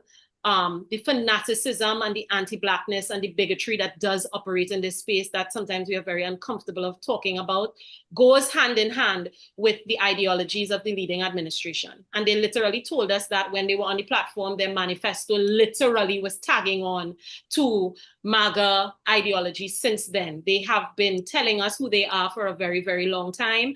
And we have a Prime Minister right about now who clearly is very much inside of building a legacy for herself that doesn't necessarily take into consideration the sovereignty of the space. But people are slowly beginning to wake up. The old people, they say something, this have to happen for something else to happen. We in the something, we in the first something. And there is a moment, and it is about us who know, making a point of reaching out, going into spaces of the people who also know, they instinctively know. What they can't do yet is language it. So people like myself and Brother David, the Trinbago for Palestine, Emancipation Support Committee, the Warao community, various other civil organizations are very much on board to continue doing the work. The next step we're thinking about is going into town centers, handing out pamphlets, talking to the man on the block, talking to the barber shop, etc., in terms of mobilizing, because this is a life and death moment. And if we miss this moment, my child, who is currently 15 months old, her future, I shudder to think what her future would possibly be, So that's where we are right about now. There's a lot of fear operating in the space. Thank you so much. And we have people from everywhere: Saskatchewan, UK, Trinidad, of course, Boricua, Gaza, Miami, Toronto, St. Martin, Haiti, Barbados, and so on. We have a short amount of time, but I want Angelique to ask the general questions that I'd love to have Horace come back in and say something, and definitely Angelique on Haiti. Yeah, I can jump in. I just want to say, I think, with Haiti, I think there are actually a lot of lessons for this moment. Because there's so much fear, I think about, and CARICOM's response, frankly, has been dismal around Haiti. But there were statements last year from CARICOM countries supporting Haiti-led solutions. But then in the same breath, then folks would support U.S. interventions. And so I think there is a lack because of the fear we've all been already talking about. There is this neutral or a very wavering way in which people have, I think, with what we see a regional solidarity with Haiti. We haven't seen a real meaningful solidarity with Haiti. And I think because it is the problems of Haiti seem so enormous, and we've been able to distance ourselves from it. I think we've all done a really good job today of talking about the ways that fear and the real issue of dependency. And I think if we come back to that question again, we were asked, folks have been asking, well, what can we do? What does solidarity look like? What can we think about? And I think that the issue of dependency is one in terms of economic, political, and also just the real tangible day-to-day realities. I think we have to do a lot of things, but I think education is key. Abeo was talking about how do we translate, how do we talk about these issues, how do we ensure that people know about our histories and herstories and our stories of resistance and revolution. We have to start there. I think education is so important, being able to make sure as an educator and as an activist, I think this is a part of our work. We have to do it each and every day. And a writer and a poet, I do this as well. But I think, I think one of the things that I've written about a lot and talked about a lot is, and we saw some of this after the pandemic, where the Caribbean region, we were like, okay, how are we going to depend on ourselves? So what does it look like for us to do global South, rebuild our relations? We already have them. How do we build these relations in terms of economic, social, and political power? And I think that is going to require uprisings. It's going to require enormous amounts of even more resilience than I think we already demand of ourselves. And it's going to require a lot of defiance against leaders, against political elite, against economic powers.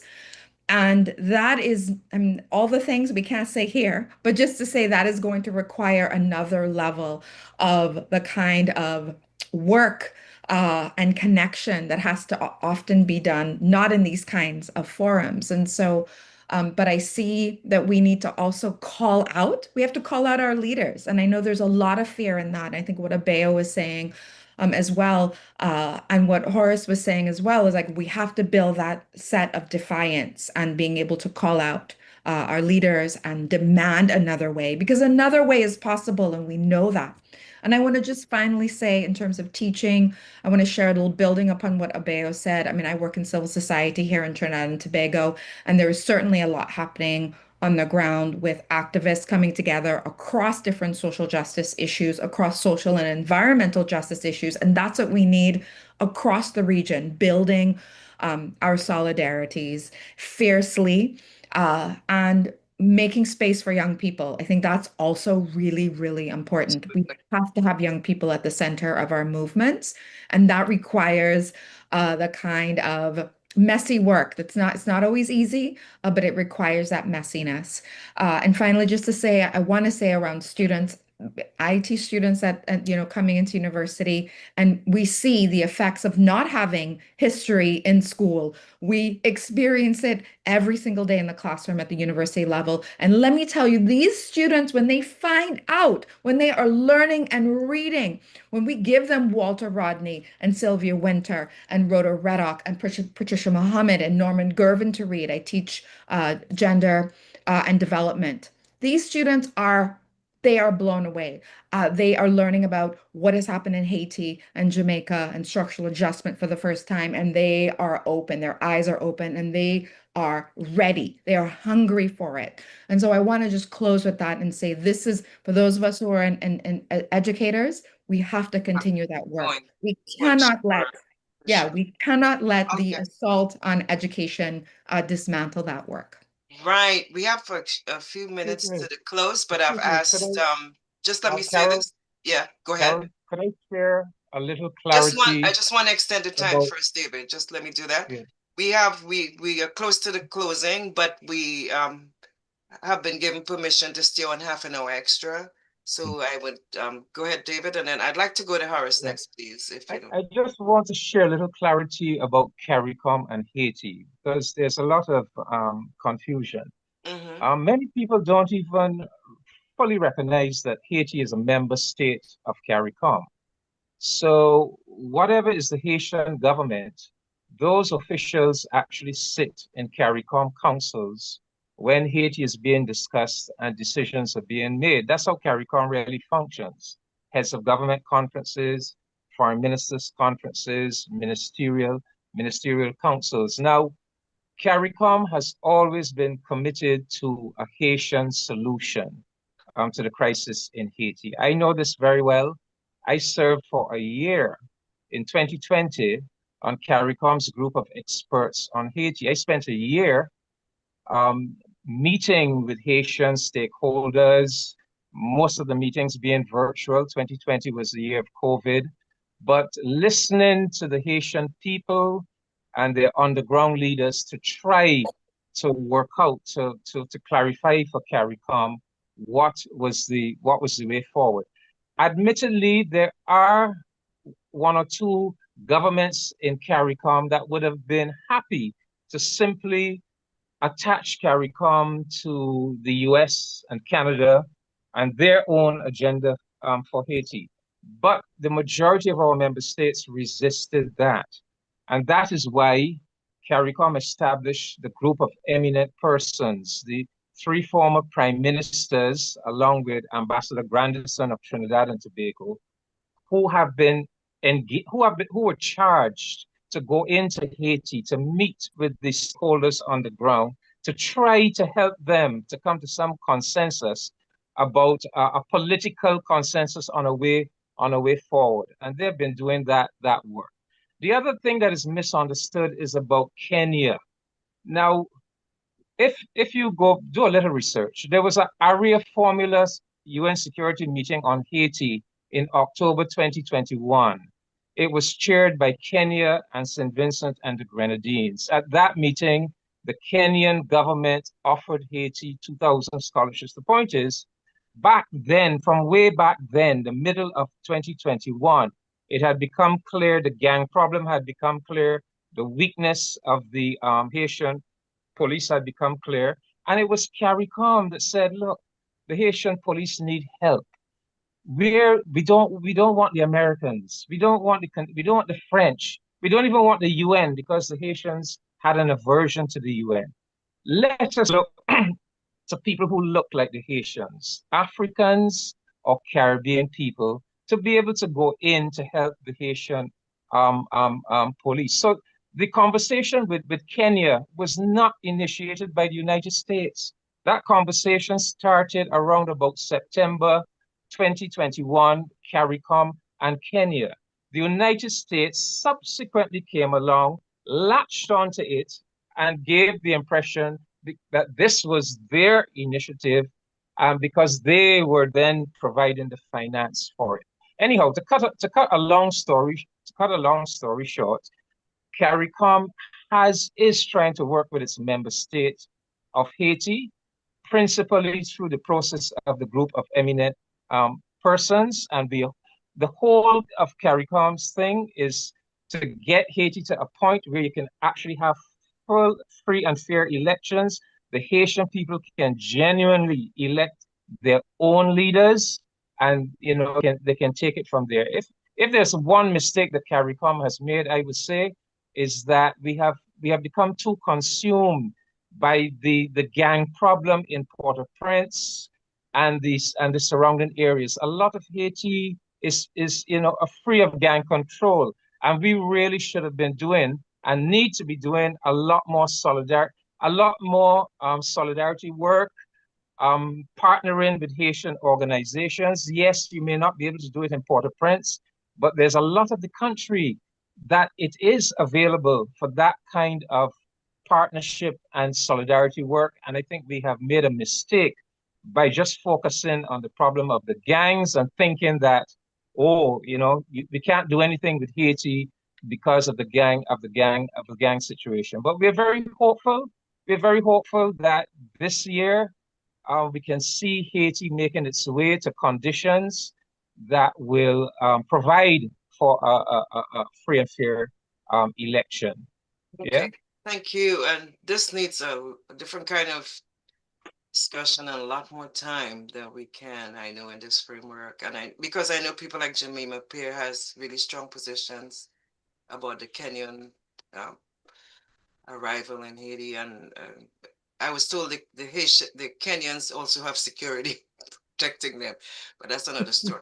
But Horace, please, I want to hear your voice before we close because we only have a few minutes. And Okay, thank you. then I I'll think go back to that you, Rhoda, so you can ask one thank you. question. I want to say that the question of internationalism in the Caribbean and internationalism as part of the broad anti-imperialist tradition is very important at this present moment. And that kind of internationalism requires us that we are self-reliant intellectually, politically, and organizationally in where we draw our resources from. One of the things I want to agree with that has been stated here is that we should always remind people that there are still colonies in the Caribbean, and the Caribbean was the foundation of the colonial project since 1492. And so we interact with governments and leaders in Africa and in other parts of the world who normalize colonialism in Puerto Rico and the Virgin Islands and Guadeloupe and Martinique and Morocco, occupation of the Western Sahara and the occupation of Palestine. So we should not retreat from those questions. Again, I want to stress the importance of traditions such as Walter Rodney. I noticed many persons here spoke about organizations that they belong to. So I can say a word or two about the Global Pan-African Movement and where we draw our inspiration from in relationship to the Walter Rodney ideas of the multiracial alliance of the working peoples. And that we cannot in Trinidad or Guyana or Venezuela retreat from articulating clearly what that multiracial alliance of the working peoples mean. And we notice how much there's been a silence on the ideas of Walter Rodney and the multiracial alliance, and how that alliance must be built among the working peoples and the questions among the working peoples. And the last point I think I want to repeat is that out of that same Walter Rodney tradition comes the ideas of Andaye and the people who work among the women in the Caribbean, Indian and African women who put forward the question of care and the working people at the forefront of political organizing. Now, it is very important that as the left in the Caribbean and in global Africa, we cannot continue to speak of anti-capitalism and anti-racism without dealing with sexism, homophobia, and all of the other issues of religious intolerance and differences that are built among the working peoples to demobilize the working peoples. So that the work of political ideological clarity is very important, and I urge those who are the 150 to follow what we do on Pambazuka News. We have a very clear statement on pambazukanews.org, which is one of the organs of the Global Pan-African Movement, to express very clearly what we mean by the American imperialism in decline and why this lawlessness of the United States poses great dangers in terms of the turn towards fascism. Thank you. So one final question, Rhoda, and then we will ask Dante, perhaps the Claudia Jones School, if they'd like to just make a closing statement. Okay, the question that I was gauging had to do with China. There's a long conversation about the role of China in the region, and one of the questions was, to what extent is the U.S. action a response to this challenge of China throughout Latin America and the Caribbean? If anyone has any thoughts on that. I wanted to, I have directly addressed that in the question that is before us, because this is why I underlined internationalism, because internationalism would point us to the difference between the Chinese working peoples and the Chinese bourgeoisie, because part of the crisis of the intellectuals in global Africa at the moment is the extent to which so many of our people have bought into the anti-China rhetoric. And so that the question of what's going on in Venezuela is part of the energy questions between China and the United States. And we must do our own work to decide who are our friends and who are our enemies and what classes we must align with. And we have addressed that in our presentation on this abduction of Maduro, because this question of China in Africa and in the global south is a real question, but it must be approached by our relationship to our relationship with social classes in China, and not lump the Chinese workers, which is 1 billion working people, with the Chinese bourgeoisie who have made an alliance with global capital. Rhoda, if we read the U.S. National Security Strategy that came out in November of last year, and you read the section on the Western Hemisphere, it becomes absolutely clear that a big part of the reason for the Trump revival of the Monroe Doctrine is to try to rid the Caribbean and Latin America of Chinese influence. So when the initial Monroe Doctrine was developed in 1823, it was initially about keeping the European powers out of the hemisphere.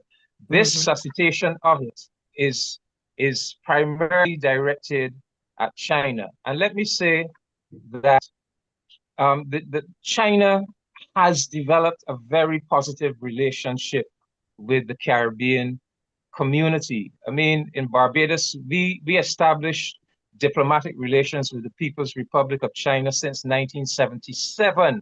And over all those years, we have had a tremendously positive relationship. The US wants to impose this Cold War logic on us, that they are engaged in some Cold War confrontation with China, and we are either with them or we are against them. We have to totally reject that Cold War logic. We are not involved in any confrontation with China. In fact, China is a very, very valued developmental partner, certainly in Barbados. I tell you right now, I mean, the number of serious developmental projects from agricultural research, agricultural development, technical and vocational education, the University of the West Indies with its Technology Institute in China, medical cooperation. We can go on and on. So we have to resist that. We have to resist. We say friends of all, satellites of none. We are not subscribing to any Cold War logic.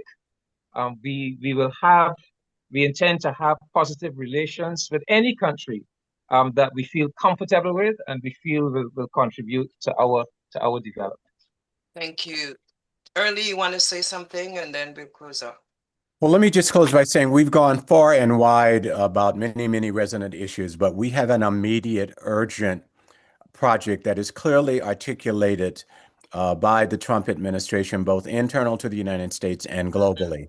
Exactly. They have said explicitly they have set out to dismantle the administrative liberal democracy at the level of economic capitalism, in which they have brought oligarchs and capitalists directly into the White House, building a nice, comfortable room for them, that all of their international leverage agreements are capitalist exchange agreements, as well as military agreements. They have collapsed the legislative body into the executive body, and they have limited jurisprudence, such that we literally have a dictatorship of capital, which has also militarized the internal U.S. and deployed police against its citizens, as we've seen in the last 2 days of shooting down peaceful citizens who are expressing their right to dissent. That internal development is also being externalized very arrogantly and explicitly, targeting Venezuela for its history of a catalytic new development of liberation in Latin America since 1998 with the election of the late Hugo Chavez, who not so incidentally was called monkey by the opposition and who publicly identified himself as an Afro descendant in addition to being a mestizo, speaking about his big lips, his big nose, and his curly hair with pride and opening up new embassies in Africa. Carried on to Nicolas Maduro, who has internal opposition from the communist parties and others. But the question before us is not that intrigue, but who would we rather Venezuela be self-determined by? A struggle with their own son and Nicolas Maduro, or a struggle with the right-wing opposition, or a struggle with Delcy Rodriguez, the vice president, whom I know personally, or with a right-wing opposition. So the defense of national sovereignty, independence, and self-determination is the frontline issue. Let me close by saying we need to track the articulation of the unfolding strategy and the spontaneous opposition, both inside and outside the United States, that is going on, both also within the MAGA base. And we need to fertilize conversations by Caribbean parliamentarians and members of the U.S. Congress across the ideological spectrum who in various ways are opposed to this imperial design. We need to encourage more standard operating engagement between parliamentarians in the Caribbean and Latin America.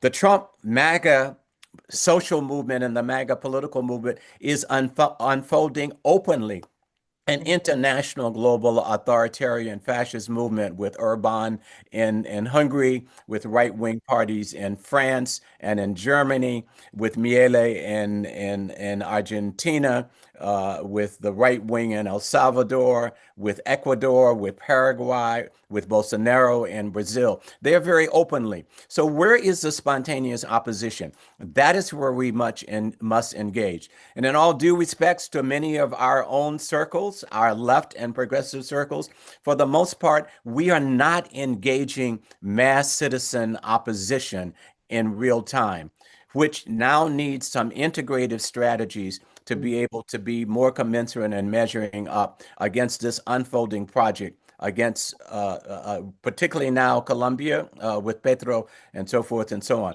So I urge us to direct our attention to where the spontaneous reaction, despite I may not share an ideological perspective, we're on the same side of the line in opposition to this unfolding imperial project, and we will struggle with one another. But now is the time, as Fidel Castro noted in the emergence of the Cuban Revolution, we must unite all who can be united at this moment, because Cuba is now the explicit and has always been the major target, because they are the moral bandana, a flag for a new humanity, and they are the public policy for new prospective humanity and global solidarity. So I ask us to focus in on this project, not get too distracted with the other important resonant issues which we must also give attention to, but we must confront this project in its day-to-day, hourly unfolding and integrate the spontaneous opposition, particularly among mass citizenry. Thank you so much. That's a wonderful closing off for this event. And we wanted a space so that we weren't so much paralyzed by just the horrible Western media, and that we wanted a place to talk throughout with ourselves and see what else we can do. And this is primarily for educative purposes, and we hope you share this with your various audiences, because there's been a lot of discussion here, a lot of food for thought, and we're really happy and thank the Claudia Jones School of Political Education for the platform. I turn it over to Dante so he can close us off. Yeah, and one, congratulations on having this discussion. It's so timely and important. And my hat goes off to all of you who are engaged in so many deep struggles around the world and in your countries and in the hemisphere. This is a beautiful conversation and a lot of work to do, as many of you noted. And, you know, as many of you mentioned, how do we turn a lot of this discussion into actual political action to actually change the balance of forces in our favor of the working class and the oppressed in the Caribbean, Latin America, and the hemisphere. And I'll just end on this, you know, with all that Trump is doing in the hemisphere and in the world, and even domestically in this country, you know, folks need to recognize, at least in the United States, that the fight against fascism is a component of the fight for peace. And we need to note that a lot of us in this country, Afro descendants, Black folks, you know, we are a major component of that struggle because we know that struggle, right? The fight against slavery, the fight against Jim Crow, and our role in defeating, obviously, the fascist apartheid government in South Africa, along with world forces. But it is our time again that we need to really build a peace movement of a new type, in my opinion, that is led by working people, but Black folks in the first place, really digging into this question of the centrality of the fight against racism that Claudia spoke so eloquently of in her time. So that's all I want to say. And I hope to be in community with all of you on the call, on the panel. Dr. CBD, I really appreciate you putting this team together of folks that really can push things forward, and hope to be in community with you all again in the streets or in the struggle or wherever it may be. So Thank you. Peace.